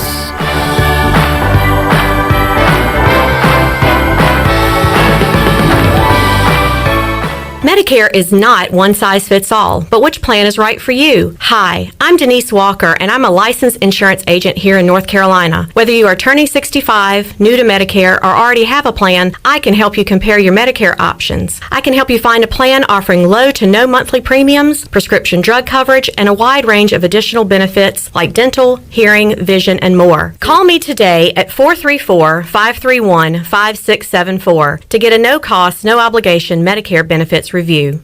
Great food, great atmosphere, and great service is Otavola Market Cafe. Otavola is simply a restaurant that focuses on that, being a great restaurant. There's something for everyone at Otavola. The menu offers a variety of great choices like pastas, pizzas, sandwiches, soups, salads, and seasonal rotating selections. Lunch or dinner, Otavola is always the right call. Call ahead and get Otavola to go, or stop by the bar for a drink with friends. It's simple. Come and eat at Otavola Market Cafe, Red Banks Road next to Food Lion, and OtavolaMarket.com. Otavola, pirates supporting pirates. Cold weather is here, and some families in our area need help to stay warm. Greenville Utilities' Neighbor to Neighbor program provides help for those who need temporary assistance with their heating costs. You can make a difference. Your tax-deductible donation can be added to your GUC bill each month, or you can make a one-time donation. And GUC matches all donations up to $20,000 each year. Consider helping a neighbor stay warm this winter with GUC's Neighbor to Neighbor program. For more information, call 752-7166 or visit GUC.com. When you don't have time to go to lunch, let Jimmy John's deliver lunch to you. With Jimmy John's, we can get a freaky fresh sandwich to you freaky fast. Click to order at jimmyjohns.com.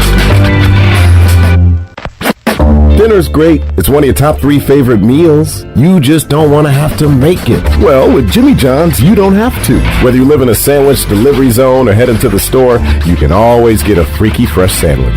Click to order at jimmyjohns.com. The busiest travel days of the year will soon be here. What better way to arrive at Grandma's house, or any house, than in a beautiful new vehicle? Phelps Chevrolet in Greenville. The new models are a feast for the eyes, and as comfortable as mashed potatoes and apple pie. And comfortable is the way you feel each and every time you visit our dealership. Come in and get you one. Phelps Chevrolet in Greenville. Come in and see our holiday savings. You'll drive home satisfied. Warren's Hot Dog Pizza, homemade lemonade. Hey, Pirate Nation, Warren's Hot Dogs, 2 locations are open for business in Greenville and Chocowinity. Both locations have drive-through windows, so stop by today for hot dogs, pizzas, subs, apple and peach turnovers, homemade lemonade, and breakfast in Chocowinity, featuring homemade cheese, ham, and chicken biscuits, plus sausage dogs and more. Warren's in Greenville, across from Ron Ayers Motorsports, and in Chocowinity, next to the fire department. Warren's Hot Dogs. Want some? Get some.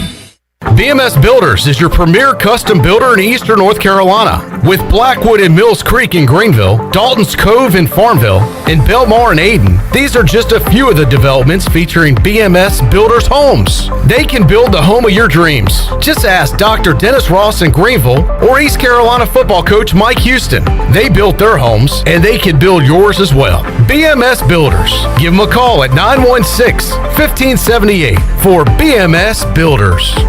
Your CBD store in Greenville has the highest quality CBD products in the country. Your CBD store is the first and only brand that carries USDA certified organic products such as gummies, honey sticks, and high absorption water soluble liquids, which are all made in the United States. They even offer products for your pet. The educated staff will help you answer any questions, and you can stop in anytime to get a free sample. Your CBD store, locally owned and operated, open Monday through Saturday, 10 to 6, right beside Duck Donuts in Greenville. This is Coach Steve Shankweiler, offensive line coach for East Carolina University football, and you're listening to Pirate Radio, the voice of the Pirate Nation.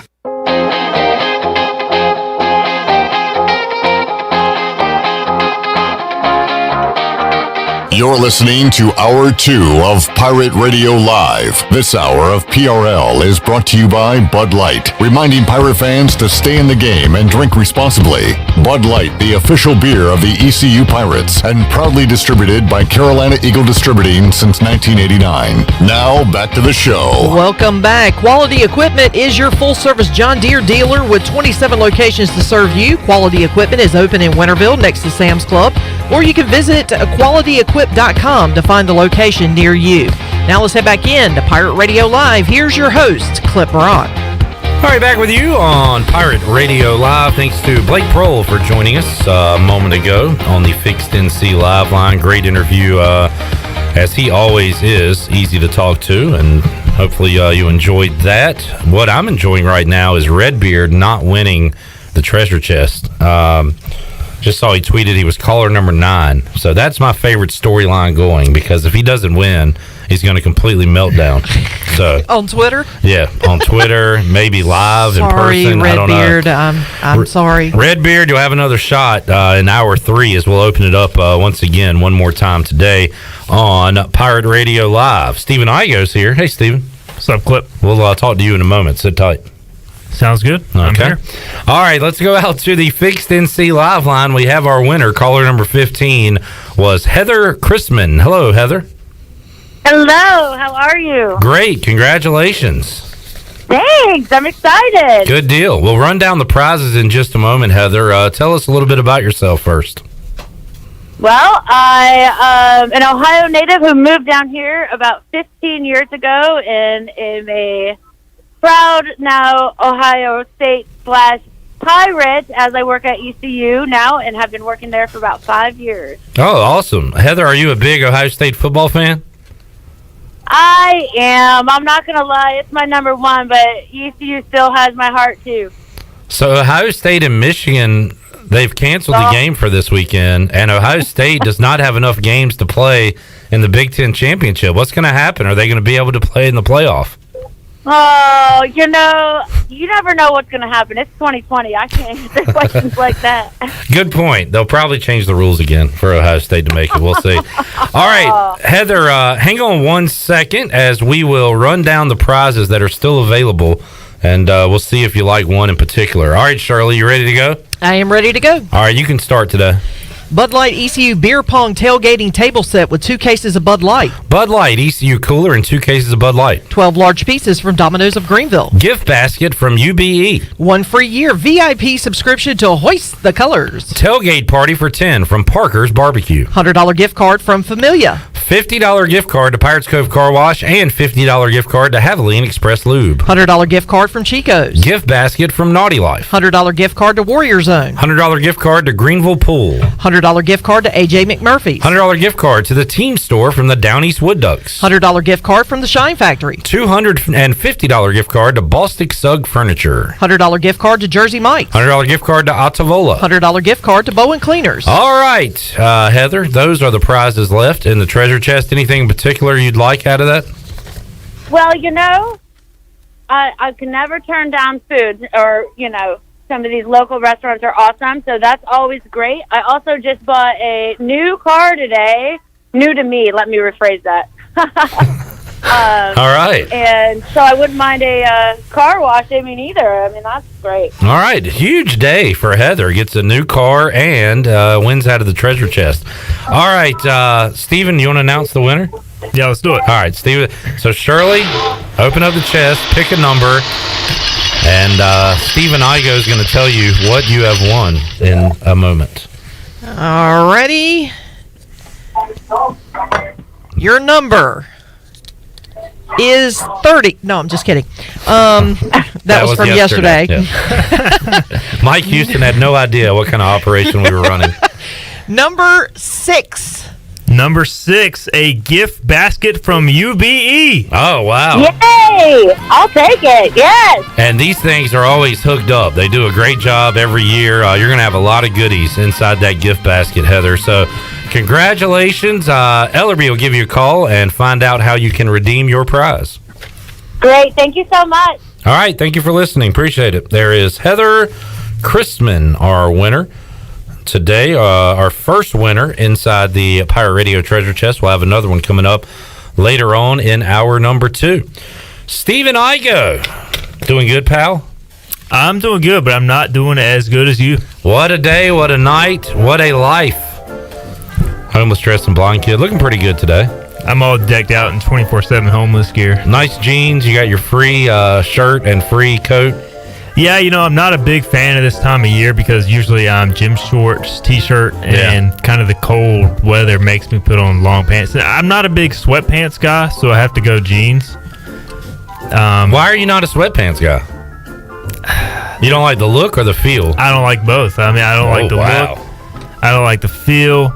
I could wear sweatpants. I get too hot in sweatpants. Oh, yeah. I could see that. I'm pretty cold-natured, so they're too fleecy. I don't think that's a word, but that's what I'm going with. I could wear sweatpants every day. Chandler is rocking the Clip Brock 4th grade attire today at work, which is sweatpants, sweatshirt. Yeah. I would wear that every day during the winter to W.H. Robinson Middle School. Whatever works, man. I'm usually gym shorts and flip flops, even in the cold. Now that is an outfit right there. That is. That is 1, 2, 3 different shades of gray there, buddy. It is, yeah. Wow. 50 shades of gray for Chandler today. New nickname. All right. It was a great Monday, Igoe. The Washington football team knocking off the undefeated Pittsburgh Steelers, and then madness in Minges. What a game that was. As it's a game of runs, college basketball is, and we saw all kinds of them yesterday.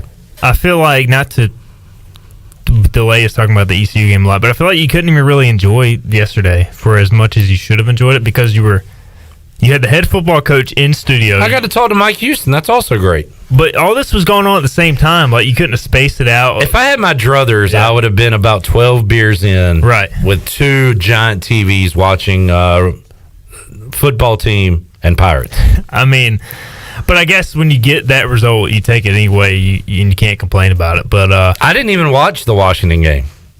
None of it? No, none of it. I watched it late. I was in my chair with the score app going play by play. Wow. And I was so into it. I was like, oh my God, what's going to happen? 3rd and 4. A first down. I enjoyed it so much. And when things are going good, you can't really change up what you're doing anyway. True. I'm the same way with baseball. I watch their little game tracker if the Mariners are doing better because I don't want to interrupt the flow. So I feel you there. Although, I don't know, football on a game tracker. I feel like baseball on a game tracker is better than football on a game tracker. Much better. No doubt about that. And then sometimes it'll get hung up, so I'll check Twitter. And then I'll see what's going on. And it's not a great way to follow a football game, but man, it worked out for me last night. You know what? To come full circle here, the worst thing to watch on Game Tracker is basketball. Yeah. Especially a game like last night where there was turnovers, just crazy plays, steals, all that stuff. So I don't. But watching on TV was very satisfactory. Yeah, the Pirates had how much was that like the SMU football game? We're saying the same things, like one of the best first halves ever offensively for ECU. And then the second half, kind of the same thing happened. Now, the football team had a little bit more of a score advantage heading into the locker room.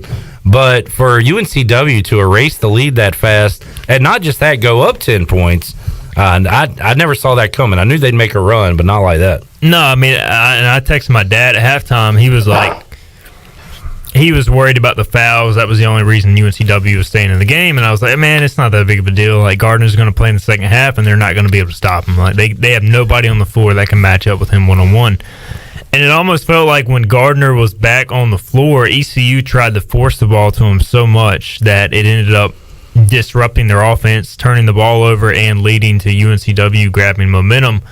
And it was just so unexpected. Especially you got a veteran ECU team for the most part. You got a pretty young UNCW team. You know, it was just unexpected. And then for ECU to come back after all that, I mean, a 30-6 run.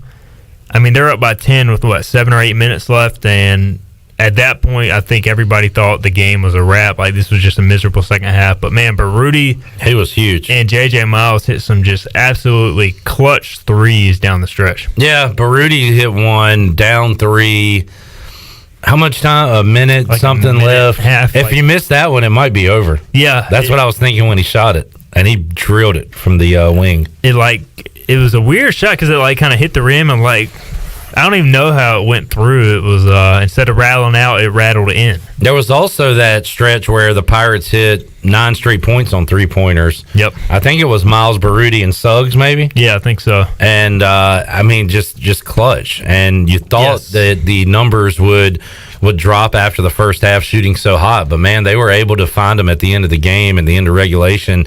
And of course, money time, you go to Jayden Gardner. He was able to hit some big free throws as well yesterday. So it was great to see everybody chipping in, especially Miles, who had been sick. He played in the game against Radford and couldn't hit the rim, right, Igoe? He was struggling to hit the rim with his shots. He really struggled, and a lot of criticism on the Hoist the Colors message board for JJ after that game. And Joe Dooley said after the game that he just wasn't 100%. He had missed about a week with being sick, and I thought it clearly affected his game against Radford. But he looked like a totally different guy. And JJ, he's a streaky shooter in general. Him and Tristan Newton are extremely streaky. It seems like when they hit their first or second shot, they're going to have a big night. Otherwise, they might go 0 for 6, 1 for 7, something like that. So huge to see them make some threes. You talk about Suggs making a 3. He made, I think, the first real 3 that got ECU back into the game. Like, it was a contested 3. At the time he shot it, I was like, well, that's not a good shot. And then he made it, and it really kind of sparked ECU's comeback. So, I mean, they shoot 58% from 3, which I think I read that it was the best three-point shooting percentage since, 2015 or something, which is pretty amazing for ECU. So the good and bad, I mean, you played about the best first half offensively you could play. You played about the worst 10-minute stretch you can play, period. and you still find a way to win and show a lot of moxie doing it. So, big win. More on ECU basketball in a moment. We were talking about sticking with what works when your team is winning games, and Josh says he wore his blackout shirt to the last 2 ECU football wins. He has to wear that shirt until they lose another game. Mike says, I wore new black pants for the last ECU football games, the last 2. I have to wear them going forward, even if I'm at a September game with 95-degree temp and 90 humidity. Those are the rules. So he's kind of sounds miserable. He's painted himself into a corner here where he has to wear black pants in 95-degree weather just so the Pirates will win a game. But that's what you got to do. I mean, I'm trying to think of something like the craziest thing I've done.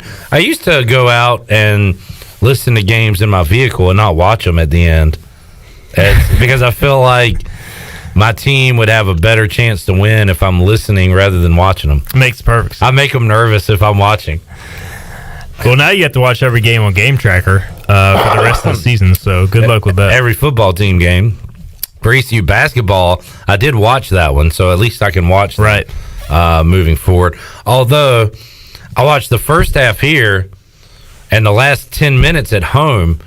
What did you do in between? Boy, when I wasn't watching them, they were awful. I was driving. So you have to watch them? Yeah, now I have to watch them the entire...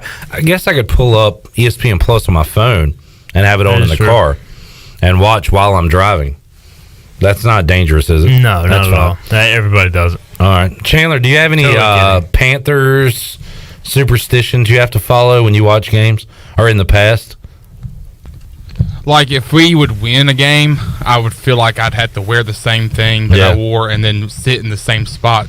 But, I mean, nowadays, like, nah, I'm not like that You kind of grow out of it. When I was younger, I definitely thought... First of all, I would think I didn't have an impact, but I feel like just in case I should do my part. You know what I'm saying? Right. Like, I don't want to be the reason they lose this game. So I'm going to do everything I can to make sure we win this game.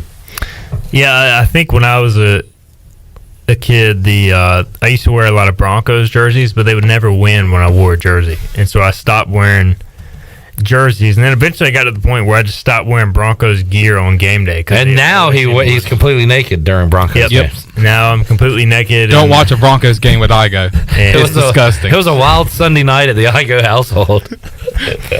Yep, just me and myself. And we play the Broncos on Sunday, and I will not be watching it with Stephen Igoe. Hey, I should watch we can FaceTime and watch it over stream. That's great.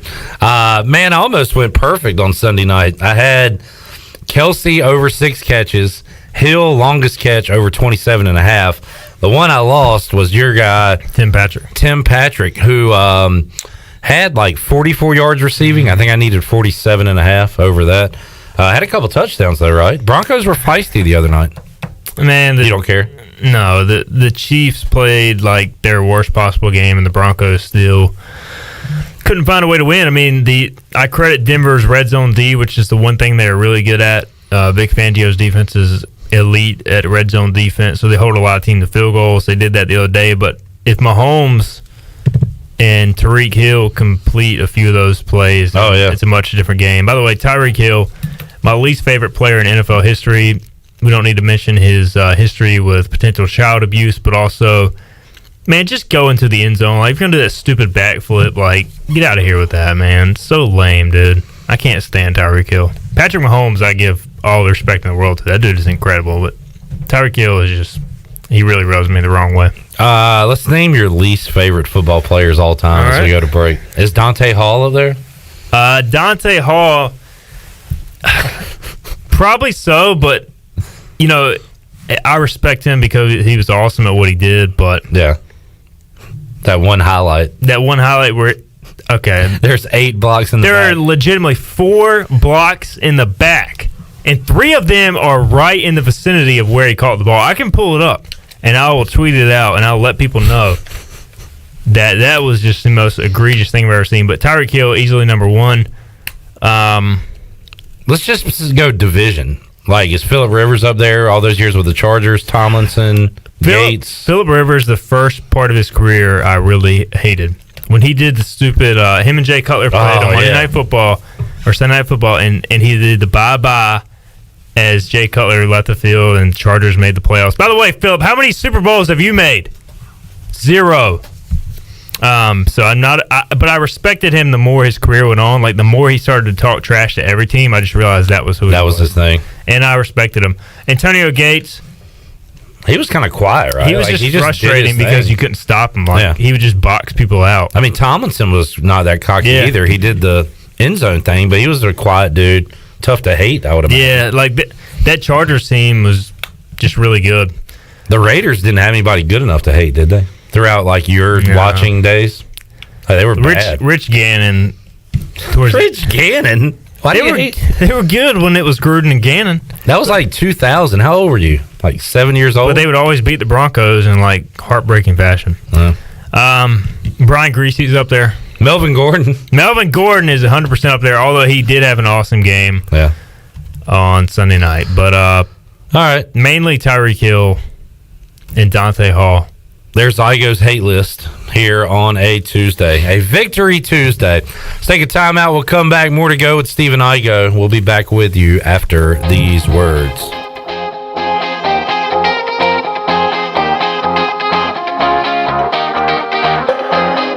Hey Pirate Nation, this is Tom Brown from Brown & Wood Buick GMC Truck. We've been serving the Pirate Nation in Eastern North Carolina for 83 years. We have 4 brands, 3 generations, 2 showrooms, and 1 goal to make sure you leave a happy customer. Merry Christmas from the Brown & Wood family. All GMC and Buick models have employee pricing, so you can save up to an average of $7,000 off. And as always, Brown & Wood is the home of the lifetime powertrain warranty. We're located on Greenville Boulevard next to the Convention Center, or shop us online at brownandwoodauto.com. My whole business just went up in flames, but my agent was there before the fire was out. We started a plan. I've got 25 employees who could be out of a job if we didn't get this place running again. My independent agent and auto owners insurance, they made sure we didn't skip a beat. I mean, we didn't miss a single payroll. That's incredible. For whatever lies ahead, we're always there. This is Norm Bryant with Town Insurance in Greenville. Call me today at 756-8300. Go Pirates. What's the big deal? Where can you get pizza, bread twists, specialty chicken, and more for just $5.99 each? Is it at Domino's? He hands off hand-tossed pizza and a marble cookie brownie. He's going! There's a lot of variety on the radio and at Domino's too, where you can Mix and match 2 or more. $5.99 each at Domino's. 2-item minimum. Pan pizza, bone-in wings, and bread bowls will be extra. Ask for this limited time offer. Prices, participation, delivery area, and charges may vary. Hi, this is Luke Kuechly. Last season, I was captain on defense. This season, since so many of us will be watching football from home, I'm football watching with Pepsi. And you know me, I pour everything I've got into it. All right, football watchers, let's do this. Open and click offs. Here we go. Click on, click off. Click on, click off. Stretch that thumb. You can't have finger fatigue bringing you down in the postseason. Nice job. And my favorite, second half sip-offs. Pepsi's up, lift, pull, open. Ice cold Pepsi and watching football. Nothing better. It's not game day without a delicious, refreshing Pepsi, the official soft drink of the National Football League. Head to your nearest retailer, grab your Pepsi before kickoff, then sit back, relax, and cheer on your favorite team. Pepsi, made for football watching. You can paint these peaches purple! Classic sports moments never get old, and neither does classic food from CPW's. CPW's classic menu is bagged with all of your favorites like tortellini CPW's, Cajun chicken and pasta, classic lasagna, the garbage pizza, the stromboli, calzone, Atlantic salmon, the Cajun fried shrimp wrap, and more. Start every meal off with your favorite beverage and CPW's fresh baked bread and garlic butter. CPW's, serving classics in Greenville since 1995. Stanton Square near the hospital. Did you know time spent outdoors can help improve your children's health and bring balance to their life? The Outdoor Heritage Advisory Council invites you to join the Patch program. This program is for any child under the age of 16 and includes activities like fishing, hunting, and hiking. These are just one of the many ways you can earn the exclusive patches from the Outdoor Heritage Council. For more information on how to sign up and get your adventure started, visit outdoorheritage.nc.gov. More ounces means more meat bounces. Get any papadilla like the new double cheeseburger papadilla for just $6. Papa John's. Hey, Pirate fans, the Papadillas are part sandwich, part pizza, and only $6 each. The new Cheeseburger Papadilla is an MVP move for game day or any day. Place your order online at papajohns.com and sign up for Papa Rewards. Papa John's, the official pizza of the ECU Pirates. Hi, this is Brian Meador from East Carolina Athletics. You're listening to Pirate Radio, the voice of the Pirate Nation.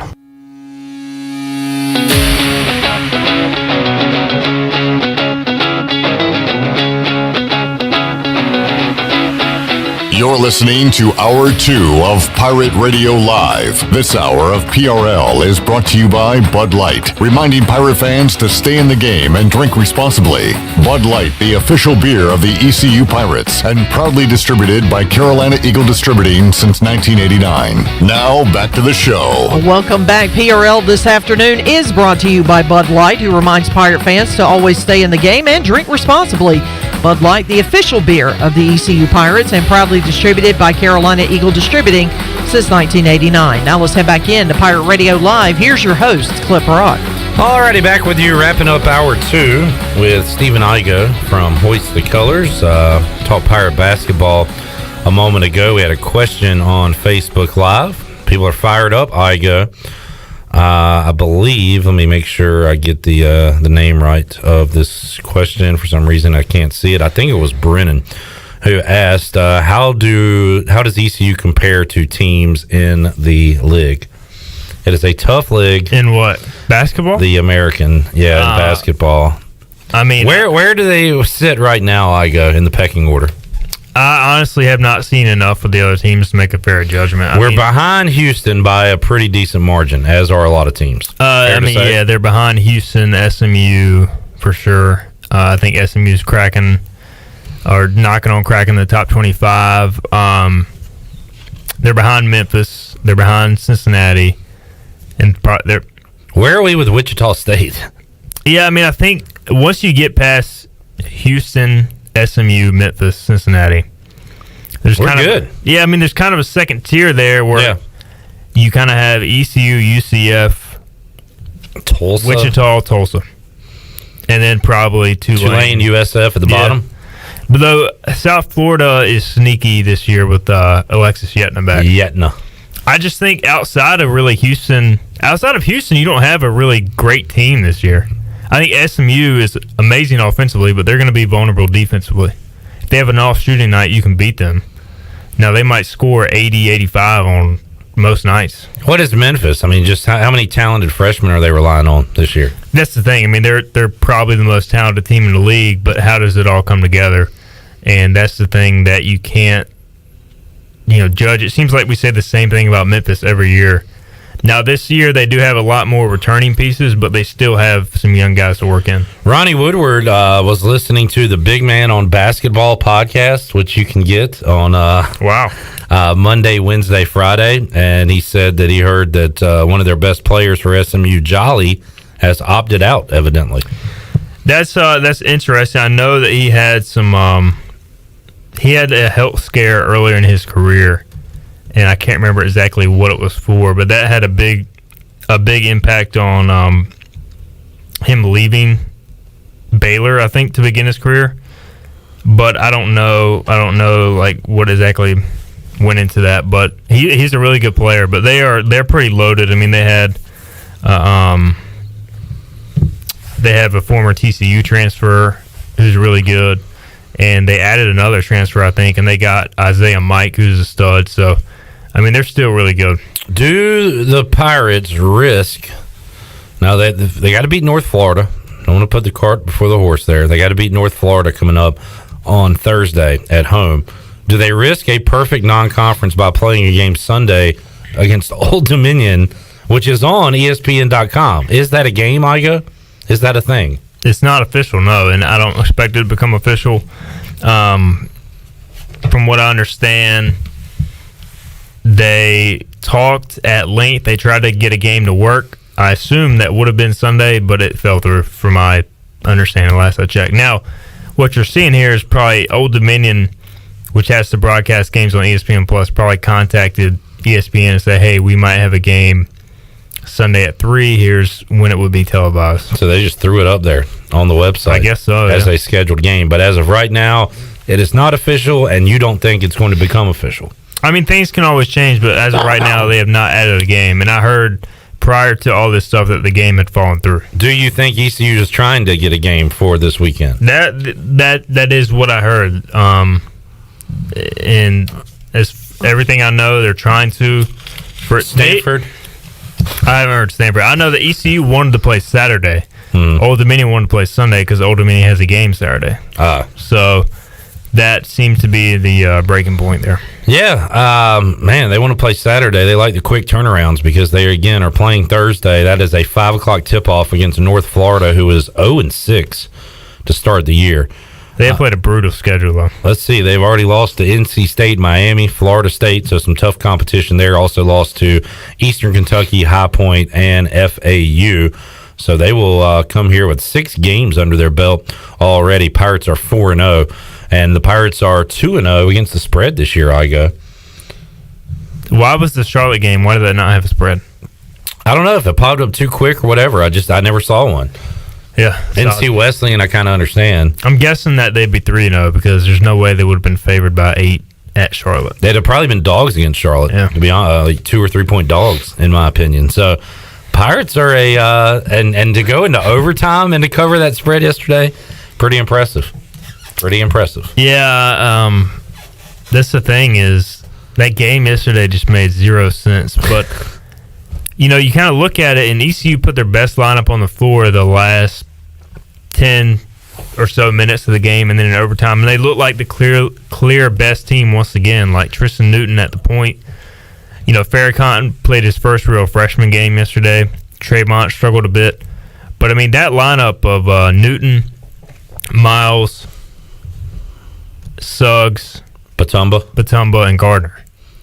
That's a really good lineup. Well, you got to like that Dooley can choose whether to go big or small, especially at the 5 position with Baruti, because if a team has a big that you need to defend, he can put in Luigi DeBow and handle that. If a team goes small, Baruti has shown he can do it from the outside. He threw one down yesterday from the inside, so he can play big if he needs to. Yeah, I mean, the jump Batumba's made is just pretty remarkable. I mean, it's finally the guy you said he was going to be. I mean, last year I watched him in practice, and this is what I saw, man. He was incredible. He was under control. He could kind of do it all. He's got a great-looking shot. Last year, everything he shot was super strong. I don't know if he gets overamped or what, but when he's under control, he's got a smooth-looking shot, and, it's really good to see. And, you hear it a lot that JUCO kids, especially in basketball, it takes them about a year to really get up to speed. Tremont's looked better. Pig has looked solid. Batumba's been twice as good as last year. Luigi looks really good compared to the first few games of last year. And he's still only played in like 7 games at this level, so he's kind of getting better every game. Stephen Igoe, Hoist the Colors is here. If you like Pirate basketball, make sure you are tuned in Wednesday to Pirate Radio Live. We'll talk to ECU assistant basketball coach Antoine Jackson and also Cy Seymour, color analyst for the Pirates. So a big basketball show coming up on Wednesday. Smooth talking Antoine Jackson. We had him on the show right when he got hired. Really enjoyed talking with him, so looking forward to catching up with him again and figuring out what he had to say about that game on Monday, which was a wild one in Minges. Cy Seymour, after a 4-0 start, I can't imagine the positivity that will be coming through from the color analyst. I was listening. It was Saturday. I was watching. I went in my car, turned it on. First thing I heard was him talking about how good Radford is and how they are going to be a factor in their league. It was like perfect Cy Seymour. Mr. Positivity. I tell you what, USCW's got some pieces, man. I mean, with that transfer being eligible last night, the kid from Holy Cross, they got some dudes. And Shaquem Phillips and one of their other best players, I think is Gadsden, didn't even play. Yeah. So I was impressed by that. Their style fits perfectly kind of with their roster. And I saw Dodd in the box score play like 3 minutes. Did you notice anything from Amaje Dodd, the Green Central product? He didn't. Wasn't really a factor. Yeah, it wasn't much of a factor. All right, let's take a time out. We'll come back. Hour 3 of Pirate Radio Live. More with Stephen Igoe. We'll also open up the Pirate Radio Treasure Chest once again. If you have a question or comment, you can chime in on Facebook Live or Twitter as we'll continue to talk Pirate sports and more. We'll be back with you on Pirate Radio Live after this.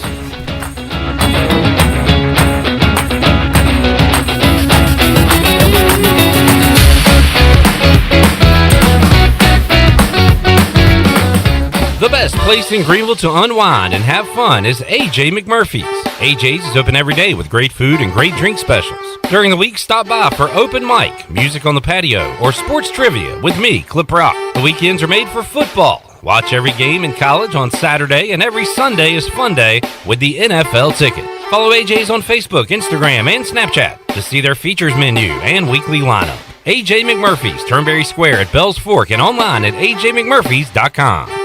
Emporium presents A Very Beer Christmas. 'Tis the season to be drinking, fa la la la la la la la la. Jingle beers, jingle all the way. Rocking around the Christmas beer, have a happy holiday. Give the gift of beer this holiday season. Emporium is offering a special 12 Beers of Christmas box, perfect for any craft beer lover on your list. And the Emporium gift card is always a winner. Christmas cheer awaits you today at Emporium on Dickinson Avenue and on Facebook and Instagram.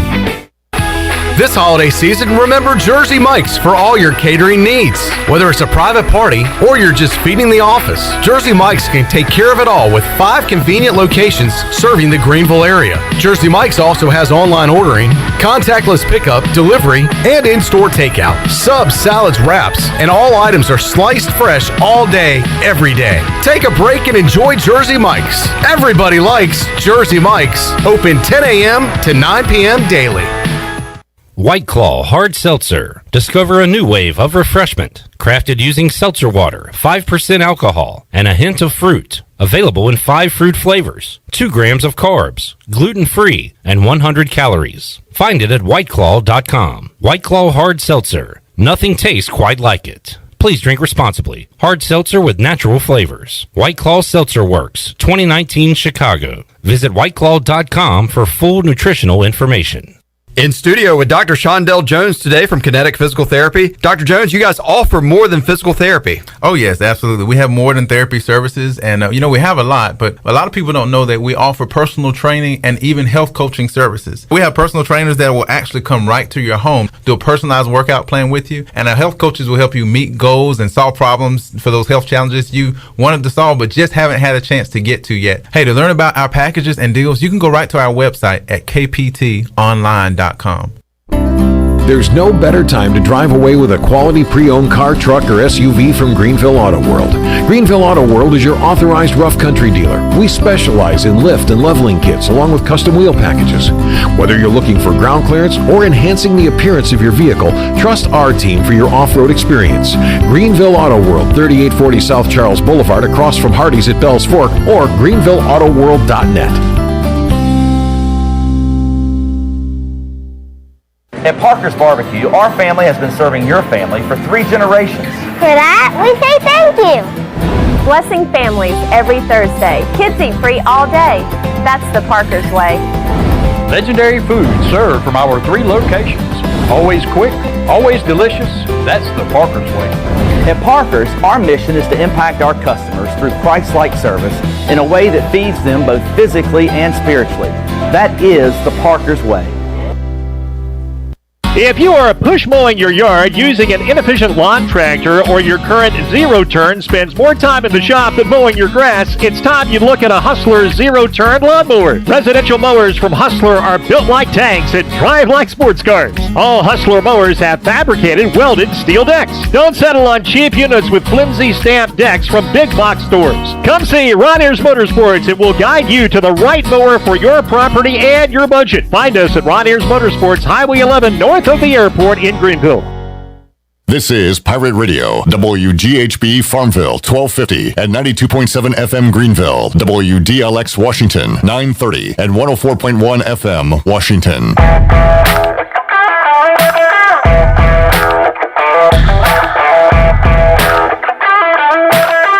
You're listening to Hour 3 of Pirate Radio Live. Now, back to the show.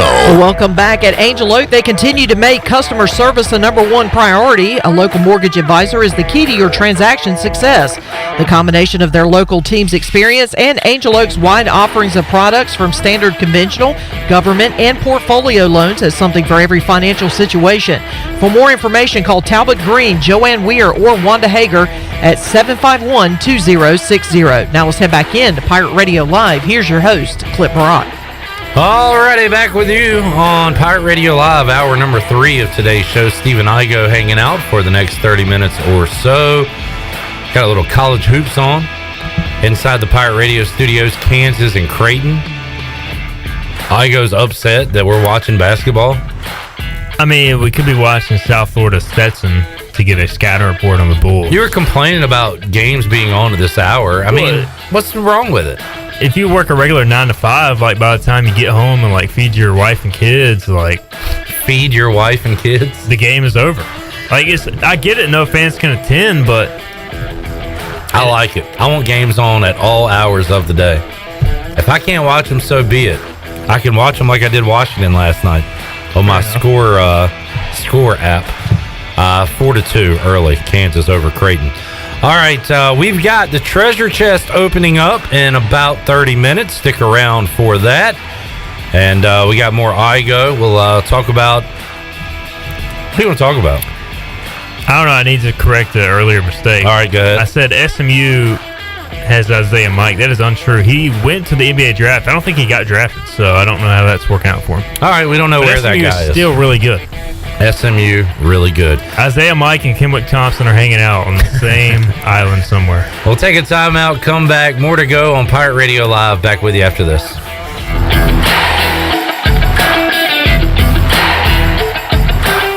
Christmas presents are great, but Christmas cash is awesome.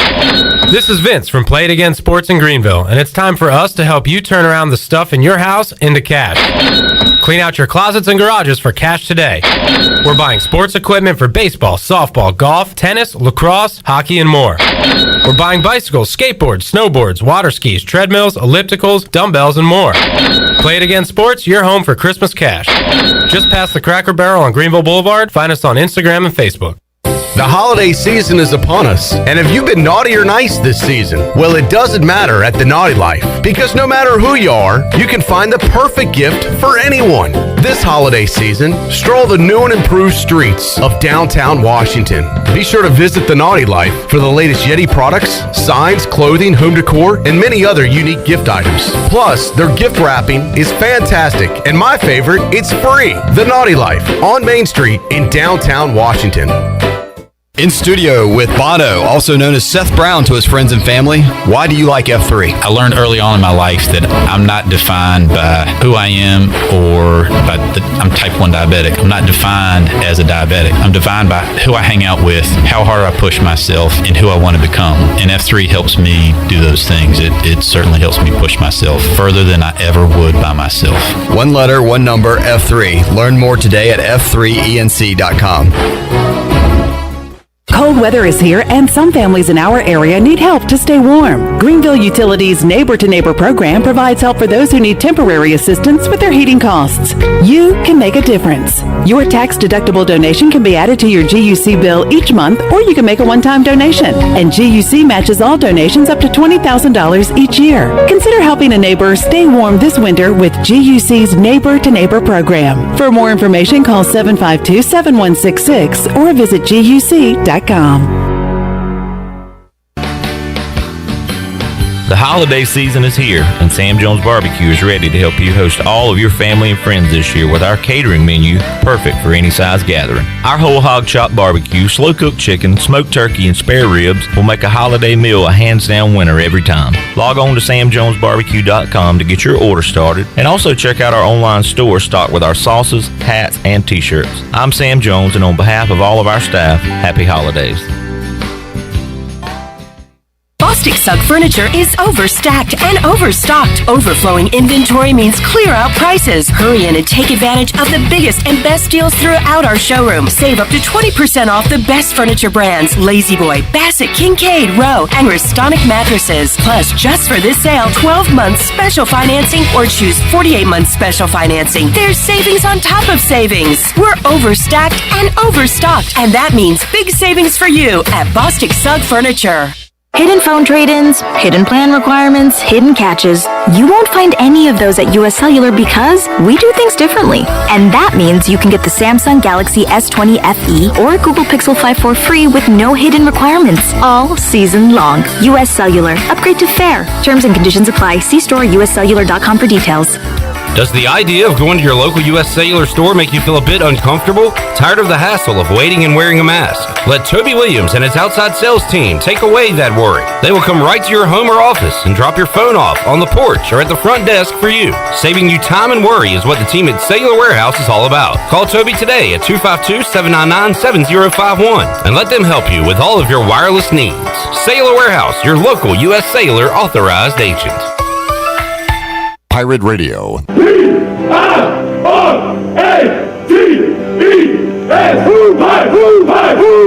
The voice of the Pirate Nation.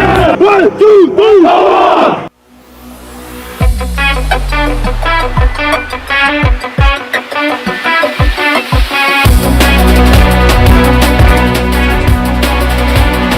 You're listening to Hour 3 of Pirate Radio Live. Now, back to the show. Well, welcome back. When your AC or heater needs repair or replacing, call on the reliable service professionals of Delcor Heating, Cooling, and Plumbing. Go to DelcorInc.com or give them a call at 252-321-8868. Delcor, the service professionals in Greenville. And taking a look at your stock market report for the day, stock market did fairly well. The Dow was up 104 points and closed at 30,173. The Nasdaq is up 62 at 12,582, and the S&P was up 10 at 3702. That's your Wells Fargo Advisors financial report. For a personal look into investing, call Wells Fargo Advisors today at 756-6900 in Greenville. Wells Fargo Advisors LLC, member SIPC. Now let's head back in to Pirate Radio Live. Here's your host, Flip Rock. All righty, thank you, Shirley Rhodes. Hour 3 of Pirate Radio Live. Got the treasure chest opening up in about 15-20 minutes. Kansas playing Creighton. Creighton up by 3. It's got to be humiliating when they lose a home game on James Naismith Court and they have this statue outside like we invented basketball, and then you lose. It's got to be great for an opposing team to go in there and win. Well, just a thought. What? I mean, they don't lose a lot. I like this logo on Bill Self's sweatshirt. It's like a alternate version of the Jayhawk. They have. Do you like the mid-court logo, or is it too obnoxiously big? I mean, it is huge. I think it's a little obnoxious because I think Joe Dooley will probably get mad if I say this, but I think their little caricature logo is ugly. Oh, not a fan. I'm not a fan of the big Jayhawk. But when are we going to schedule Kansas, by the way? Joe Dooley thinks that they have a shot. Maybe when Joe Dooley thinks they got a shot to go up there and not lose by 40. Because, I mean, that's the thing. They're, you make that joke, but they, never lose at home. Yeah. So, unless you're playing Creighton in front of an empty Allen Fieldhouse. Creighton right now up 12-8 on those Jayhawks. All right, we got ECU basketball coming up again on Thursday. Josh asked, how many times has ECU been 4-0 in basketball? This is the 4th time since Division I. Oh, wow. Look at answers, man, over here. And the last time since? 2013. 2013. That was also the last time ECU ended its football season with a win. That's correct. Came against Ohio. We only had to wait 7 years for this greatness. I almost tweeted about it the other day. 2013, ECU ends the football season with a win. 2013, 4 straight basketball wins to start the year. 2013, ECU hires Jeff Confer. He was hired right before those things. Right. So then he made sure that none of that would happen again for the next 7 years. I mean, it really is. It's amazing how quickly he wrecked it. I mean, you look back at it like they had a solid 2014 season, all things considered, but you felt they kind of underachieved in football. Basketball quickly went downhill. You know, they started that year 6-1 with the only loss to Duke. By the way, coming up soon in the Pirate Radio Zoom room, I talked to Prince Williams. Had a great game against Duke in Cameron when they nearly knocked him off. And not only did Prince see his career kind of go downhill after that, so did the entire ECU basketball program. The only thing that's been up since then is baseball. Yeah. Baseball was resurrected. I mean, it was never dead, but by ECU standards, by expectations, Cliff Godwin has turned ECU from a fringe postseason team at the end of the Billy Godwin era into a national title contender. So that's been a bright spot over the past half decade, while a lot of the other sports have trended downward for several years but are now trending up, which is very positive. All right, Igoe. We are trending quite well right now in a number of sports. I would say including football. And talked to Blake Proehl a moment ago. He definitely thinks, what was his quote? He said he'd bet his bank account. Which I want to know how much is in Blake Proehl's bank account. It could be a lot more soon, hopefully for him. But he's thinking bowl game, big season next year.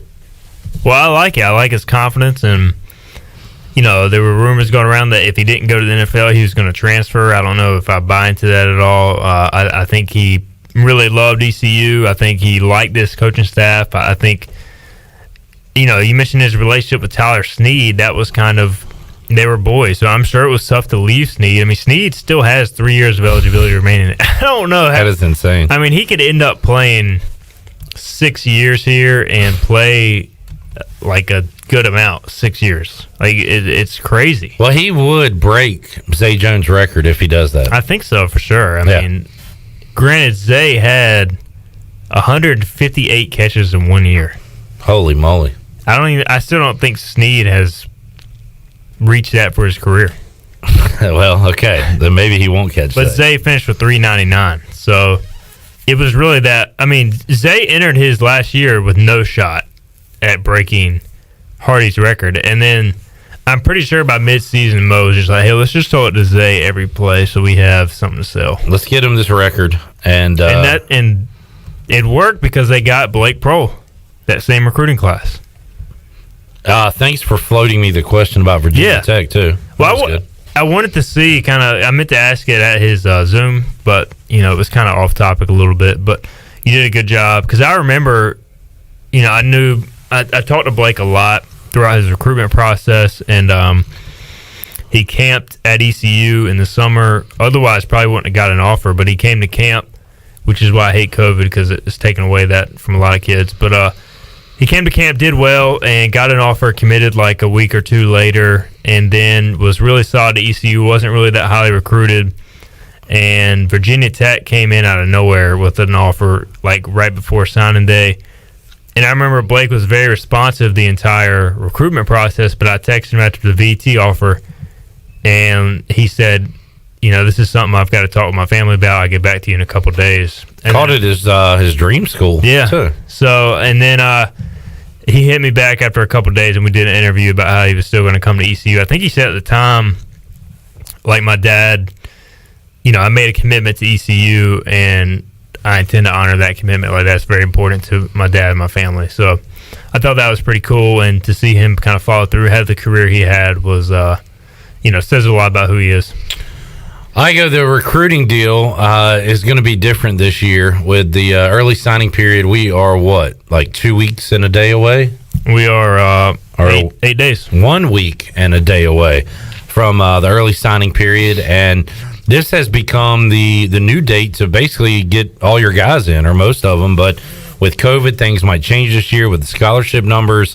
Things are going to be different this year. Mike Houston said yesterday, you know, he's like FaceTiming guys instead of being with them face-to-face. We also talked about North Carolina high school is not playing, and a lot of states didn't play. It's going to be a weird year for that too, right? I mean, there's going to be more walk-ons, I guess, that fall through the cracks. There's going to be more junior college guys, I would think, that a lot of talent on those teams that just get overlooked because you hadn't seen them play in over a year. It's just the weirdest year ever. I mean, that's the thing, is there were probably judging by some of the early offers that ECU had that were, considered top guys at one time, and now they're just kind of out there with very few committable offers, including ECU's not being there any longer because they don't have any senior film and they didn't have any spring practice evaluation. I mean, that's the thing is these coaches usually see these players in the spring or they have them in camp if they're kind of a fringe player.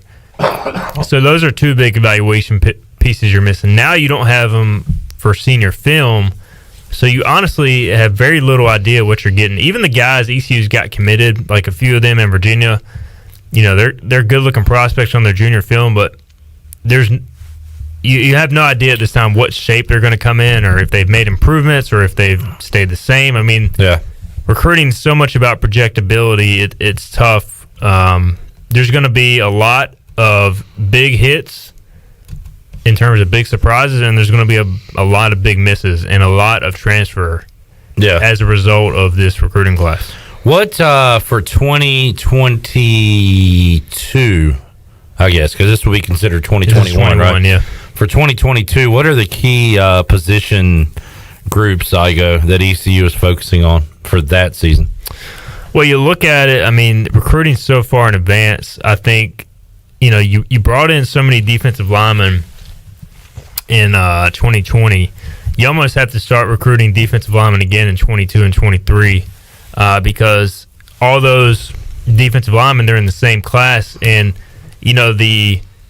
the thing is you can space them out with the redshirt rule and the extra eligibility, but it's kind of tough to tell. Like Rick Diabreu, for example, he's going to be a sophomore next year, but he's a draft eligible sophomore. So if he goes out and has a monster year, he could technically go to the draft. Yeah. You have other guys who, as they get later in their career, could do the same thing. I don't think a ton of these guys would leave early for the NFL, but Diabreu has that type of ability to one day consider that maybe. Well, Troy asked Mike Houston, why bring in another quarterback with all the quarterbacks? And his answer was, well, you see what happens in college football, right? I mean, you got guys leaving the program every year. You got to prepare for that if it happens. I mean, and you look at receiver, Tyler Snead, we talked about it. He's going to be a sophomore next year. But does he want to stay for 6 years? Does C.J. Johnson want to go early to the draft? I mean, even though he's got a lot of improving to make, I mean, it's almost, you have to still recruit every position, every recruiting class, but what do you place an emphasis on? You almost have to kind of wait and see how the year plays out. Like this year, entering the season, I would have never thought defensive backfield was a huge need. You brought in Nigel Knott. Right. You got a ton of young guys. Nigel Knott doesn't pan out. You lose Robert Kennedy. So all of a sudden, instead of having a junior and two juniors going in the next year, you're two guys short, and now they're trying to bring in two older guys in the secondary. So it's kind of hard to predict. I mean, my thing is, if I'm ECU, I'm always trying to sign a bunch of quality linemen, and I think linebacker will be a big emphasis next year with Xavier Smith, Bruce Bivens, all those guys older. Oh, I wonder, what is it going to be like, Igoe, if there is a high school football season like they're scheduled to be early 2021? And, I mean, do we get late ads from that? Like, what's the impact of them having a season on the state of North Carolina and college football, and ECU specifically? Well, I think you could see teams like ECU or even App, et cetera, that have the ability to hold scholarships, and then they, maybe there's a kid who's a late bloomer out of nowhere, or is a fringe kid. Let's say a fringe kid missed part of his junior year with an injury, hasn't had much film, but he's a good-looking player. Then he goes out, has a huge senior year. Then you could take a chance on a guy like that while maybe some of the quote-unquote bigger schools are full. So I think there's a possibility, like you said earlier, more walk-ons, more preferred walk-ons. I think you'll see a lot of that this cycle. You look at a kid last year like Jason Shuford, who ECU took as a late commitment on the defensive line. Had really good senior film, had some grades, and then worked through all that, and ECU had a scholarship available. And he played a little bit as a true freshman. He's going to be a good player. So, yeah, I mean, I think it's always a benefit to hold 2 or 3 scholarships if you're ECU for guys who fall through the cracks, especially in a year like this. Robert asked, Joseph McKay, any chance getting him? A lot of schools looking at him. Who is Joseph McKay? Joseph McKay is a 3-star running back out of Alabama. Had a ton of early offers from SEC and ACC programs, and Right now, I would project him to go to ECU. Excellent. All right. Is that an official crystal ball pick? I have made the crystal ball with a confidence score of 7 to ECU, and if I could edit it, I would make it a 10. Okay. All right, Robert. Well, there you go. You got to like that answer. Igoe, let's get your thoughts on college football right now as a whole. No Michigan, Ohio State. I have no thoughts. No Cincinnati, Tulsa. I have no thoughts. Okay. A man without thoughts. I do think it's hilarious that Tulsa is their Twitter, which, by the way, I didn't realize they had any fans. But they Okay, wait. So do we hate Tulsa? I'm starting to hate Tulsa. Okay. You know, I still despise the AAC replay ref the most. Okay. But all right. Their fans are really getting annoying. Their fan are really getting annoying on Twitter. Thinking that the world's out to get them. Like, you guys were handed a game. That is true. I mean, come on. You weren't going to beat Cincinnati this Saturday anyways to get home field advantage for the playoffs or for the championship. So stop. Why are they? This is great for them. Another week to prepare to beat Cincinnati. They claim that they're getting robbed of home field advantage. If they would have beat Cincinnati, they would have played the championship at home. But they're not going to beat Cincinnati. No, they're not. Doesn't matter. Yeah. Unless Cincinnati has just ridiculous COVID issues. Although I try to look at things from both sides. If that happened to ECU, we'd be saying the same thing. I mean, 100%. But that's not the case. But ECU was not robbed at gunpoint by the replay official.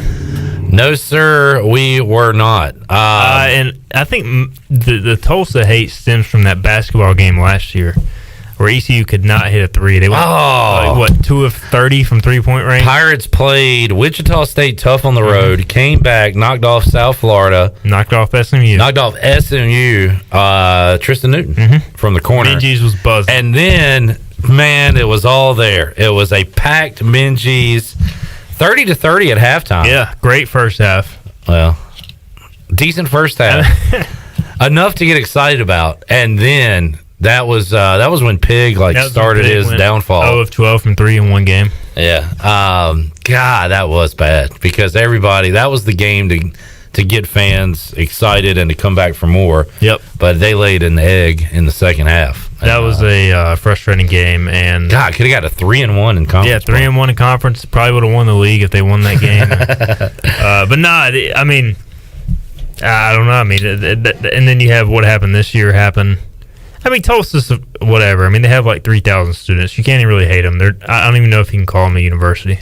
Man, I go with some harsh words. They play in a high school stadium. For our Golden Hurricane fans out there.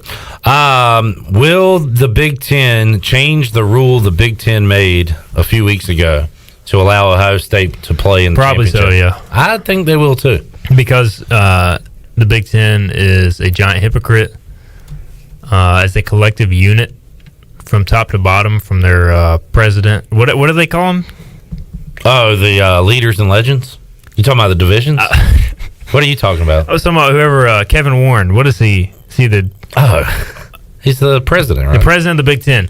Yeah. I mean, they didn't even want to play the season. Now they're playing the season. Now they're going to make up rules as they go to let their team be in the championship. I mean, college football as a whole is becoming just a sickening sport. Not everywhere. BYU, Coastal Carolina was awesome. That was incredible. If Ohio State wants to redeem themselves in the eyes of Stephen Igoe and others, they should play Texas A&M, a loser leave town match. Winner advances to the playoff. Play that game.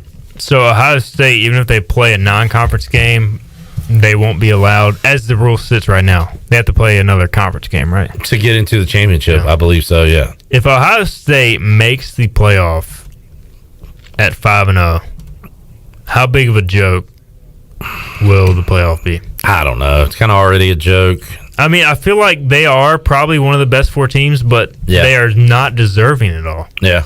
I mean, it comes down to that argument, who's the most deserving versus who's the best. And they would put Ohio State in over a Cincinnati. 100%. Obviously. Because the committee is a fraud. Would they put him in over an A&M? We kind of need that to happen to get Jimbo upset, right? And him cussing about this whole thing. Get the SEC mad. We need as much controversy as possible for it to go to 8 for the American. Now, I don't want it to go past 8 because I think past that is just too much. But 8, the American the American has a shot to get in, and I want a school like East Carolina or Tulsa to say, hey, we have a shot to win the national championship, even though it'll probably never happen.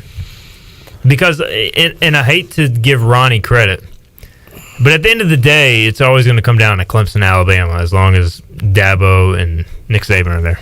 Like, the more teams you put in, the better chance. Yeah, but I don't care about that. I'll still like more games. I mean, that doesn't mean the 4-5 game wouldn't be awesome or the 3-6 game. I mean, I would love to see Cincinnati as the 7 take on Notre Dame. Yeah.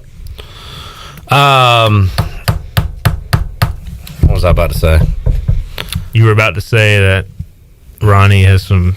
Oh, here's what I was about to say. Did you like Coastal Carolina BYU? 100%. Yeah. You know where we could see a lot more games like that? Group of 5 playoff. No, the BYU wouldn't even be a part of the Group of 5 because they are considered like a Power 5 team per the. Fine, it would have been Cincinnati and Coastal Carolina playing a great game. I was so off on that game, by the way. I mean, I think a lot of people were. Yeah. I thought BYU would just be able to line up and dominate. Like, I know, I did too. What in the world has happened? Like, what are they drinking at Coastal Carolina besides alcohol? Mountain Dew. Is that what they're drinking? I think so. Wow. I mean, they need to start loading up on Mountain Dew at ECU because they didn't dominate, but they held their own and then some in the line of scrimmage against a powerful BYU team. Now, I will say, watching that game, I think Cincinnati is at another level than BYU, but still, man, that got to give credit to Coastal. Jamie Chadwell's done a heck of a job there, and in really a short amount of time. This is only their 4th year ever in FBS, I think. Yeah, 5 years ago, they lost to Mike Houston and the Citadel in the FCS playoffs. Yeah. Which is wild. The week before that, they lost to Liberty. What in the world? Like, how far have we come in 5 years? That is it's crazy to think about. Yeah, and I can't respect anybody that has Till Turf, by the way. Tough to get past that. And, yeah, Chadwell makes sense for Vanderbilt, right? Who? The Coastal coach? Sure, why not? He's got to go somewhere. You can't go undefeated at Coastal Carolina and not take another job. What I want to see is Ken Niumatalolo at Vanderbilt. I would love to see Ken Niumatalolo the heck out of the American Athletic That's Conference. a good point. I am tired of seeing Ken Niumatalolo talk about how fortunate he is to beat ECU. ECU's East Carolina. ECU's athletic team. They're a very good team. We respect them a lot. This coach staff's got a great plan. We're going to beat them by 60. We got not this year, Ken, and not next year. We're going to beat you, buddy. You wait. You wait. Next year, Igoe, do we play Navy? On the road, yeah. I'm picking ECU to beat Navy. Guess what else I'm doing? I'm picking ECU to beat Temple. Not that that's a shocker, but for me, I have not been able to do that in years and years because we could not beat Temple. Now we can. Anthony Russo leaving Temple, big blow to them. Where's he end up? Is he like a De'Aaron King ending up at a big school, or is he? I don't know if he's quite that level, but I think he does transfer up to like a Rutgers, maybe. Mm-hmm. That just sounds like a fit. Yeah, he's Rutgers. got NFL ability. I don't think he's that great, but he's got a big enough arm and size. All right, Robert, I feel like I've asked this before. We'll end on this. I go, a perfect circle or tool? I feel like I've got I know. Question. Robert loves this question. Well, you forgot your answer. What is it? Tool. Right. I think Tool just as a band jams out better, but it just depends on what mood I'm in the mood for. I've seen them both live. A Perfect Circle was incredible. Tool was incredible. But I think Tool's overall catalog is a little better, but can't go wrong with either. I got the new Tool Christmas album. It's awesome. Oh, yeah? Yeah. Great jams. All right. Igoe, thanks for hanging out. Thanks for having me. See you Thursday. See you then. Will we? Well, we'll have to. We'll have to coordinate. Yeah, so we can get you out to Minji's for a 5 o'clock tip-off, which Igoe loves the 5 o'clock tip-offs. Love 5 o'clock tip-offs. All right, let's make somebody a winner. Shirley Rhodes. Let's open it up, the treasure chest, for the second time today. And for the 11th time this season. Is that right? Yeah, I got 10 winners. This will be number 11. Somebody's got to win Hoist the Colors. Hoist the Colors. Hoist the Colors. still out there. VIP subscription along with some other awesome prizes. Shirley, what caller do you want to do? Let's do lucky number 7. Caller number 7 at 317-1250 is our winner inside the Pirate Radio Treasure Chest. We'll find out who our winner is after this.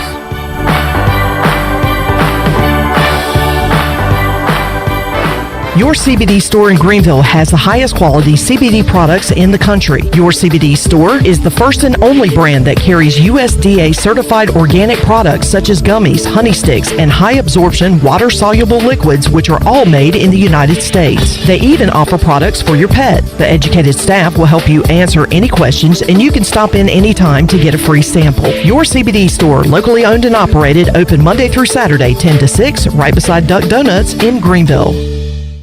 Emporium presents A Very Beer Christmas. 'Tis the season to be drinking, fa la la la la la la la la. Jingle beers, jingle all the way. Rocking around the Christmas beer, have a happy holiday. Give the gift of beer this holiday season. Emporium is offering a special 12 Beers of Christmas box, perfect for any craft beer lover on your list. And the Emporium gift card is always a winner. Christmas cheer awaits you today at Emporium on Dickinson Avenue and on Facebook and Instagram. This is Dr. Liz Robinson from Orthopedics East and Sports Medicine Center of Greenville. Our practice offers a variety of orthopedic services, including arthroscopic surgery, sports medicine, total joint replacement, as well as general orthopedic care. We also provide on-site physical therapy and on-site MRIs at our office on W.H. Smith Boulevard in Greenville. For experience in professional medical care, call us at 757-2663 or visit us online at orthoeast.com. Orthopedics East, providing services to Eastern North Carolina and the Pirate Nation for more than 35 years. Go Pirates. Wouldn't it be great if you could get auto, home, life, and business insurance all from one agency? Well, that's where the Gavigan Agency comes in. They can help protect what is important to you. So why not simplify your life? See the Gavigan Agency in Greenville or give them a call today at 252-756-1400. Nationwide is on your side. Nationwide Mutual Insurance Company and Affiliates, Columbus, Ohio. Subject to underwriting guidelines, review, and approval. Let us help you get back to business. This is Donald Stocks and Justin Judge of PIP of Eastern North Carolina. We're ready to assist your business with branded PPE. Would you like face masks with your logo? We can do that, plus custom social distancing signage. Now is the time to ramp up your marketing efforts. Whether it's cutting edge, contactless, touchless marketing, or traditional direct mail, we can do it all. We are PIP of Eastern North Carolina. It's the most wonderful time of the year. That's right. It's the most wonderful time of the year to get your car washed at the Shine Factory in Greenville. Now through the end of the year, the Shine Factory is offering their unlimited Lava Factor car wash for only $20 per month or the Manager Special Wash for only $25 per month. Simply pay one low price and wash all month, anytime, with free high-powered vacuums. Plus, don't forget to pick up some gift cards for your family and friends. The Shine Factory is open daily from 7 a.m. until 9 p.m. on Memorial Drive across from Lowe's. Hey Pirate fans, this is Cliff Godwin. Baseball is back at Clark LeClaire Stadium. We will be hosting several youth camps over the next couple months. All camps will be at Clark LeClaire Stadium, and all camps are open to participants between the ages of 7 and 13. Make sure to check out our camp website at cliffgodwinbaseballcamp.com for all camp details and registration information. And of course, go Pirates! This is Ashley, and on behalf of the whole Shimmer Boutique crew, we would like to say thank you for voting us Best Gift Shop and Best Women's Boutique in 2020. We could not have done it without you, and we hope that you will shop with us this holiday season. Shimmer carries a wide variety of men's, youth, women's, clothing, and jewelry, as well as home goods. Shimmer is your one-stop shop for the whole family this holiday season. Plus, we will always offer complimentary gift wrapping. Shimmer Boutique, located on Greenville Boulevard behind Starbucks, in Winterville besides New River Pottery, and in Jacksonville's Mall. Pirate Radio. It's great to be on. This is an honor. You know, Pirate Radio is kind of a cult following around North Carolina, so I'm excited. The voice of the Pirate Nation.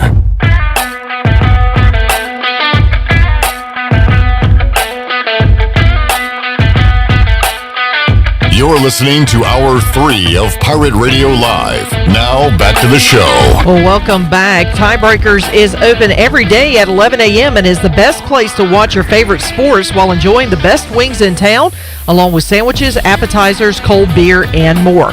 Follow Tiebreakers on Facebook and Instagram for daily updates. Now let's head back in to Pirate Radio Live. Here's your host, Flip Rock. Alrighty, back with you on a Tuesday edition of Pirate Radio Live, coming up Wednesday. Looking forward to talking to ECU assistant basketball coach Antoine Jackson. We got two Antoines coming up on the show. Antoine Staley, who covers Florida State, formerly covered the Panthers, Dolphins. We'll talk all things football with Antoine Staley. Got Antoine Jackson. Got Antoine Seymour, a.k.a. Cy Seymour. Antoine Williams, a.k.a. Bryce Williams, and Antoine Charles, a.k.a. Jeff Charles, all on the show coming up on Wednesday. Also, we'll open up the treasure chest once again, which we just did, and we have our winner on the line. Let's find out who our winner is. Winner, who is this? The one, the only, the great one, the Redbeard. Redbeard won. I am bummed out. I wanted this to be a storyline throughout the treasure chest, Redbeard.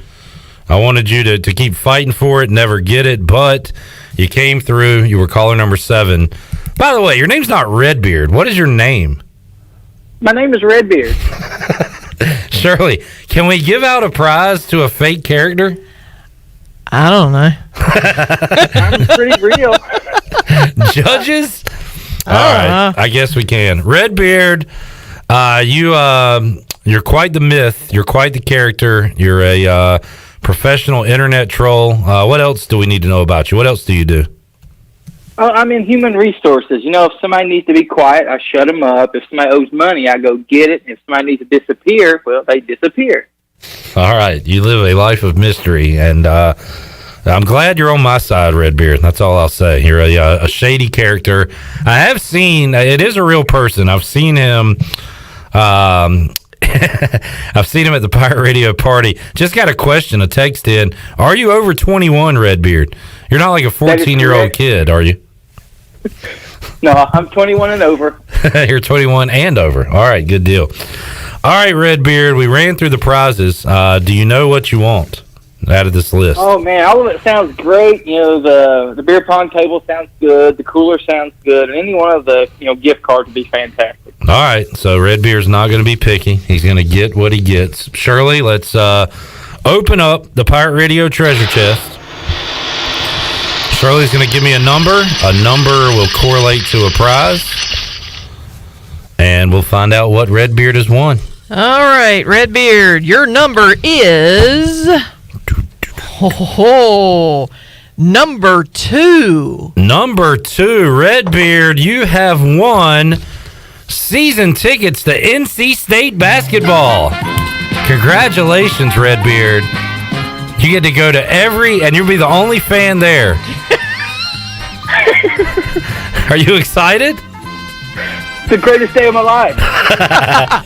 Redbeard, cut to the music, Shirley. His real prize is a Bud Light ECU beer pong tailgating table set with 2 cases of Bud Light. This is... Glory be. I'm sorry, did I interrupt your promo? What's your... go ahead, Redbeard. Congratulations. No, I was just going to say that, diamonds are forever, and so is Redbeard. Woo! All right. Redbeard, I would love to play beer pong with you on that table and also enjoy some of that Bud Light with you. So, let me know. Well, where'd you go? I'm here. Okay. Did you say yay or nay to that? We can make it happen. Every time he says yes, the phone cuts out. I think he's doing that on purpose. He doesn't want me to be involved in his drinking and beer ponging. Redbeard, congratulations, man. Thanks for listening. Thanks for making the show fun by chiming in. We appreciate it. Thank you. Go Pirates. All right, there he is. Redbeard, our winner. Perfect prize for him, Shirley. I mean, sometimes the winner matches up with the random prize. Yep. And this was one of those times. I was wondering how long that beer pong table was going to go because the cornhole board went like first day. That was our first prize to Alan Powell. Yeah. So, and I was waiting to see how long it was going to take for that beer pong table to go. So, but you know, still got plenty of great prizes. But yeah, that one matches up pretty good with Redbeard. We've got awesome prizes left, including a Bud Light ECU cooler and a couple of cases of Bud Light and all those great gift cards to restaurants, other places as well. We had who was our winner last hour? It was Heather Chrisman. Said she got a new car and would like the car wash. That's still available. So we still got a ton of great prizes to give you throughout the month of December. All right, Shirley, let's hear from Joe Dooley last night following the Pirates' 10-point victory in overtime over UNCW. Here's what Dooley had to say. Well, obviously, an unbelievable game of runs. I thought we were very good the first 20 minutes, and then that second 15 minutes, or the start to the second half, the 13 minutes were absolutely horrific. A lot of it attributed to Wilmington's effort. Great effort, made some shots, got some confidence, and sort of put us on our heels. And then I thought our guys did a nice job of recalibrating. We were down 10, and we did some good things, made some big plays, got some timely stops, and it was a good comeback win. All right, Joe Dooley, and boy, this was so similar to ECU's last football game against SMU. Pirates are red hot in the first half, 51 points. Brian Bailey asked them, how tough is it to get through the guys that you got to play two halves of basketball? We talk about it all the time, even in practice, you can't turn it on and turn it off. I mean, you know, practice, if you turn it down a little bit, all of a sudden it gets a little bit sloppy, and you just talk about that. Something we talked about immediately after the game is you can't relax for a second. You got to even get, you know, because you know they're going to make a run. You know, you're hoping not going to make a run like that they put on us, but you knew they were going to make a run, and they made some shots. They had us, discombobulated. We were throwing the ball all over the place, and then we sort of calmed them down, and I thought we made someone made some big shots. Jayden obviously made a bunch of big shots, and we got some timely stops. On Twitter, I called it the Batumba Baruti game. You could probably call it the J.J. Miles game as well. He had his career high, 22 points, 6 of 7 from 3. He was fantastic, especially coming off a down performance, and Joe Dooley talked about the play of J.J. Miles. I mean, we're talking about those, but I mean, he carried us in the first half, and he's easing his way back into shape. He missed 5 days, lost some weight. His wind wasn't great, and he gave us great, not good minutes. He gave us great minutes. I shot the ball well. I thought his defense was good. He tried to do what we're supposed to do and played to win. All right, can the Pirates win when Jayden Gardner gets in foul trouble? The answer is yes. At least they could last night, as other guys were able to step up, especially in that first half. While Jayden was out, Gardner came back in, had some big buckets, hit some free throws, and was able to salt away the win for the Pirates. He gave his thought on the crazy night in Minji's last night. That was probably one of the most craziest games I've ever been. I think probably played like 4 or 5 minutes first half. Lost the whole first half, and everything's going good, and then it turns on us. We kept turning the ball over. We get down by 10, but coach kept telling us we can change it. We can change it, and we showed a lot of toughness tonight. We fought back. We forced overtime, and then we had a great overtime, stretching the lead out and closing the game out. So, yeah, that was the most craziest game I've been as a Pirate. For those that don't know what he's talking about, ECU up 14 at halftime. They're down 10 with about 7 minutes left. They win the game by 10. It was a freak game of runs for the Seahawks and the Pirates last night. Jayden was asked, can you learn a lot of lessons from a game like that where everything was happening last night? Yeah, it shows who's going to step up and who we can trust and who we can go to. JJ had a big first half, hitting a bunch of threes. Miles James came in, hit a big 3. Batumba played great. Luigi was out there playing his tail off, switching on guards. Just a whole team effort the first half, and that helps guys when we get in the conference play. You know who you can lean on and who you can trust. Pretty rare for an overtime game to end in double digits with the deficit, with the victory for the Pirates last night, but that was the case. ECU wins it by 10. They dominated the overtime, and Jayden talked about that. Yeah. Whoever scores first, I feel like, has that momentum, because I think we started out and we got to stop, and then we came down and scored, and then we knew, all right, let's keep this going. Let's keep going. And we on a 16-6 run to end the first half, and then we won another run in overtime. So our momentum was high. So that game was definitely a game of runs. We started our run first. They started, and then we finished it.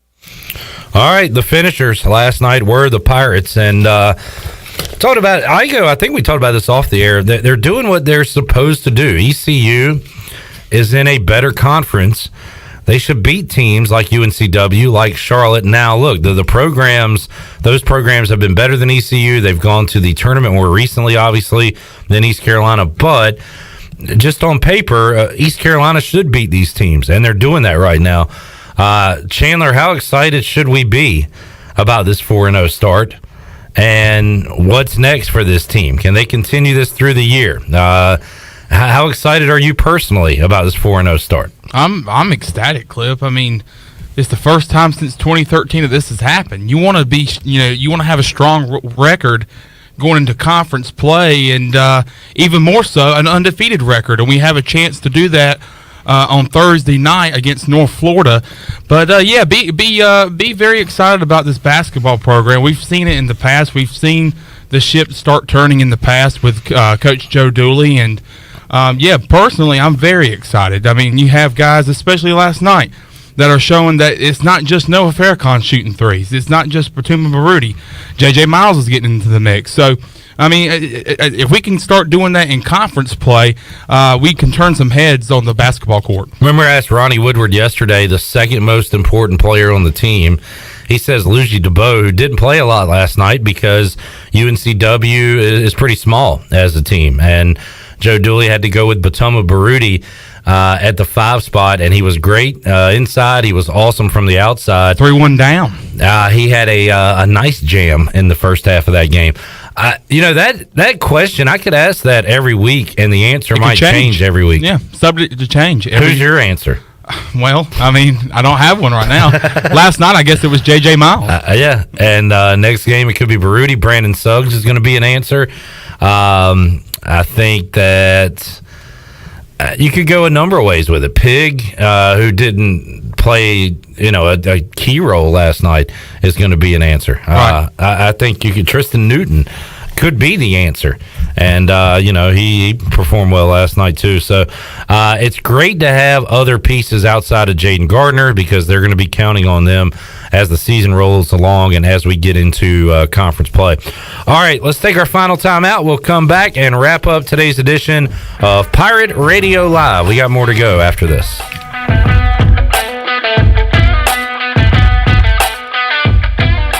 Hey Pirate Nation, this is Tom Brown from Brown & Wood Cadillac. We've been serving the Pirate Nation in Eastern North Carolina for 83 years. We have 4 brands, 3 generations, 2 showrooms, and 1 goal: to make sure you leave a happy customer. Merry Christmas from the Brown & Wood family. They have amazing deals going on in December, like the Cadillac Escalade has savings over $17,000 off. And as always, Brown & Wood is the home of the lifetime powertrain warranty. We're located on Greenville Boulevard next to the Convention Center, or shop us online at brownandwoodauto.com. Hidden phone trade-ins, hidden plan requirements, hidden catches. You won't find any of those at US Cellular because we do things differently. And that means you can get the Samsung Galaxy S20 FE or Google Pixel 5 for free with no hidden requirements all season long. US Cellular. Upgrade to fair. Terms and conditions apply. See store uscellular.com for details. This is Brandon Tate, owner and operator of Atlantic Wireless, an authorized agent for US Cellular since 1997. Visit atlanticwireless.com to find the store near you. We go beyond the call. The Rick House is Eastern North Carolina's premier American-styled restaurant and bar. Join us at the Rick House for mouth-watering steaks and the best burgers around. Check out the spicy mahi risotto or the bourbon pecan salmon. Wednesday night is date night. 2 salads, an appetizer, a bottle of wine, 2 entrees, and a dessert for just $55. Thursday is ladies' night with $5 martinis and special apps. The Rick House, American Provisions and Spirits, 710 Red Banks Road beside the bowling alley in Greenville. The Rick House.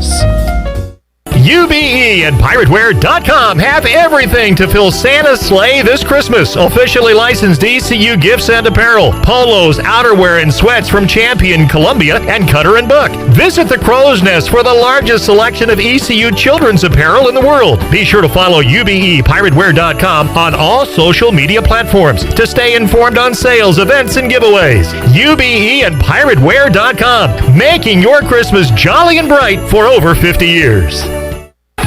This holiday season, remember Jersey Mike's for all your catering needs. Whether it's a private party or you're just feeding the office, Jersey Mike's can take care of it all with 5 convenient locations serving the Greenville area. Jersey Mike's also has online ordering, contactless pickup, delivery, and in-store takeout. Subs, salads, wraps, and all items are sliced fresh all day, every day. Take a break and enjoy Jersey Mike's. Everybody likes Jersey Mike's. Open 10 a.m. to 9 p.m. daily.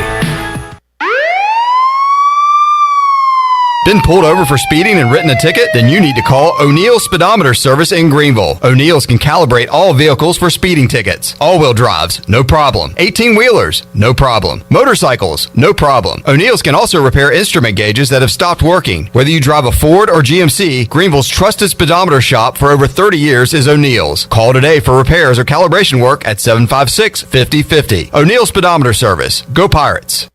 Hey parents, are you racking your brain of what to do for your child's next birthday party? Do you need help with after-school care and homework assistance? This is Ashley from the Warrior Zone, Greenville's first ever and only Ninja Warrior training facility. Our authentic Ninja Warrior training facility is the perfect place for birthday parties, team building, youth group nights, and after-school care. Our motto at the Warrior Zone is where community, fun, and fitness collide. What are you waiting for? The Warrior Zone, Old Tar Road next to Planton C, and warriorzone.ninja.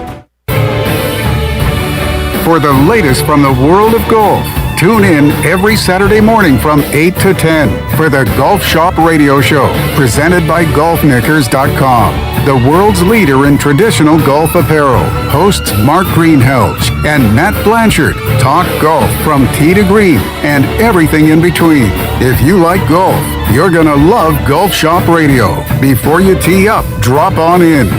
Welcome to the Golf Shop.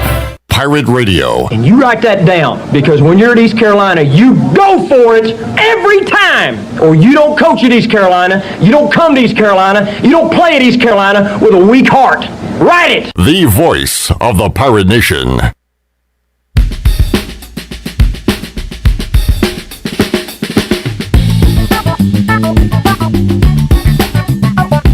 You're listening to Hour 3 of Pirate Radio Live. Now, back to the show. Welcome back. Hey, did you miss a show on Pirate Radio? You can listen to all of Pirate Radio's archived local programming by subscribing to us on Apple Podcasts. You can subscribe today by going to the podcast app on your iPhone or Apple device and search for Pirate Radio Audio Archives. And we're on YouTube Live. You can go to YouTube and search for Pirate Radio TV and subscribe today. Now let's head back in to Pirate Radio Live. Here's your host, Phillip Rivers. All right, the NFL week wraps up tonight. Still one game to go. Cowboys and Ravens. That's 8 o'clock on Fox and NFL Network. It's in Baltimore. Both of these teams coming off a loss. And, of course, Andy Dalton starting for Dallas. Every team in the NFC East will have a different quarterback that started week 1 starting for them next week, because the Eagles are going to start Jalen Hurts over Carson Wentz coming up in their next game. That game is against the New Orleans Saints, who will also be starting a quarterback that didn't start week 1 in Taysom Hill. Saints, by the way, never lose when Drew Brees doesn't play. That's just a proven fact at this point. Big night tonight in college basketball, and right now Kansas and Creighton have gone to halftime, 39-35 the score. Kansas on top of the Blue Jays there. A lot of top 25 action tonight, including Tennessee hosting Colorado. That game set to tip off in about 3 minutes. Ohio State Notre Dame will play in the ACC Big Ten Challenge, as will Penn State and Virginia Tech. The Hokies ranked 15th in the country. That's a 9 o'clock tip-off. 9:30, the weirdest ACC Big Ten Challenge game you can think of. I saw this game scheduled, and my mind did not click for at least 10 to 15 seconds that this was an ACC Big Ten game. Syracuse-Rutgers. One of the weirdest matchups ACC Big Ten you'll find. Also, the headliners tonight, North Carolina is at number 3 Iowa, and Duke, 10th in the country somehow with their 2-1 record, will take on Illinois, who is 3-1. I would say they deserve their 6 beside their name. Their only loss coming to Baylor this year. So, good night of sports. Chandler, you NFL or college basketball tonight? Probably going to be more NFL. See what the Cowboys can do against the Ravens. But you were throwing out some NFL news a while ago. I can't remember if we've mentioned it on the show this week yet. But if the Panthers do play the Broncos on Sunday, there will be Christian McCaffrey in the black and blue. He will be back this week. Panthers do not win when McCaffrey plays, so that's what made me think of that. Look, the facts are the facts. So McCaffrey back, that's good news for the Panthers fans. I'm terrified. I don't know when this game is, Chandler. Let me see. When Washington plays Carolina. Because Carolina spoiled Washington's playoff chances a few years ago. On a night game, I want to say it was Monday night. Cousins lost to, I think Cam was the quarterback. We were out of the playoff picture. Y'all were out of it. We had a shot, and the Panthers spoiled it. I am terrified of that happening again this year. So Washington the rest of the way, they play the Niners next, then the Seahawks at home, then the Panthers at home, and then they end the season against the Eagles. And y'all fired our coach last year and then took him. Yes, we were the reason Rivera got fired, and we wanted that win so bad so we could hire him as the head coach, and it worked out. Shirley's Dolphins in the playoff mix. My Washington football team in the mix. Your Panthers, Chandler, I guess looking ahead at the draft, right? Is that where we are at this point in the season for Carolina? We will talk a lot of ECU basketball coming up on the show on Wednesday. Assistant coach Antoine Jackson and Cy Seymour, color analyst on the Pirates IMG Sports Network, will join us Wednesday on Pirate Radio Live. Also, we'll open up the treasure chest at least one time, probably two times, coming up on Wednesday's edition of Pirate Radio Live. Thanks for tuning in today. Thanks for Blake Proehl for joining us on the show as well. We will see you Wednesday, 3 o'clock on Pirate Radio Live. So long, everybody. Thanks for listening to Pirate Radio Live.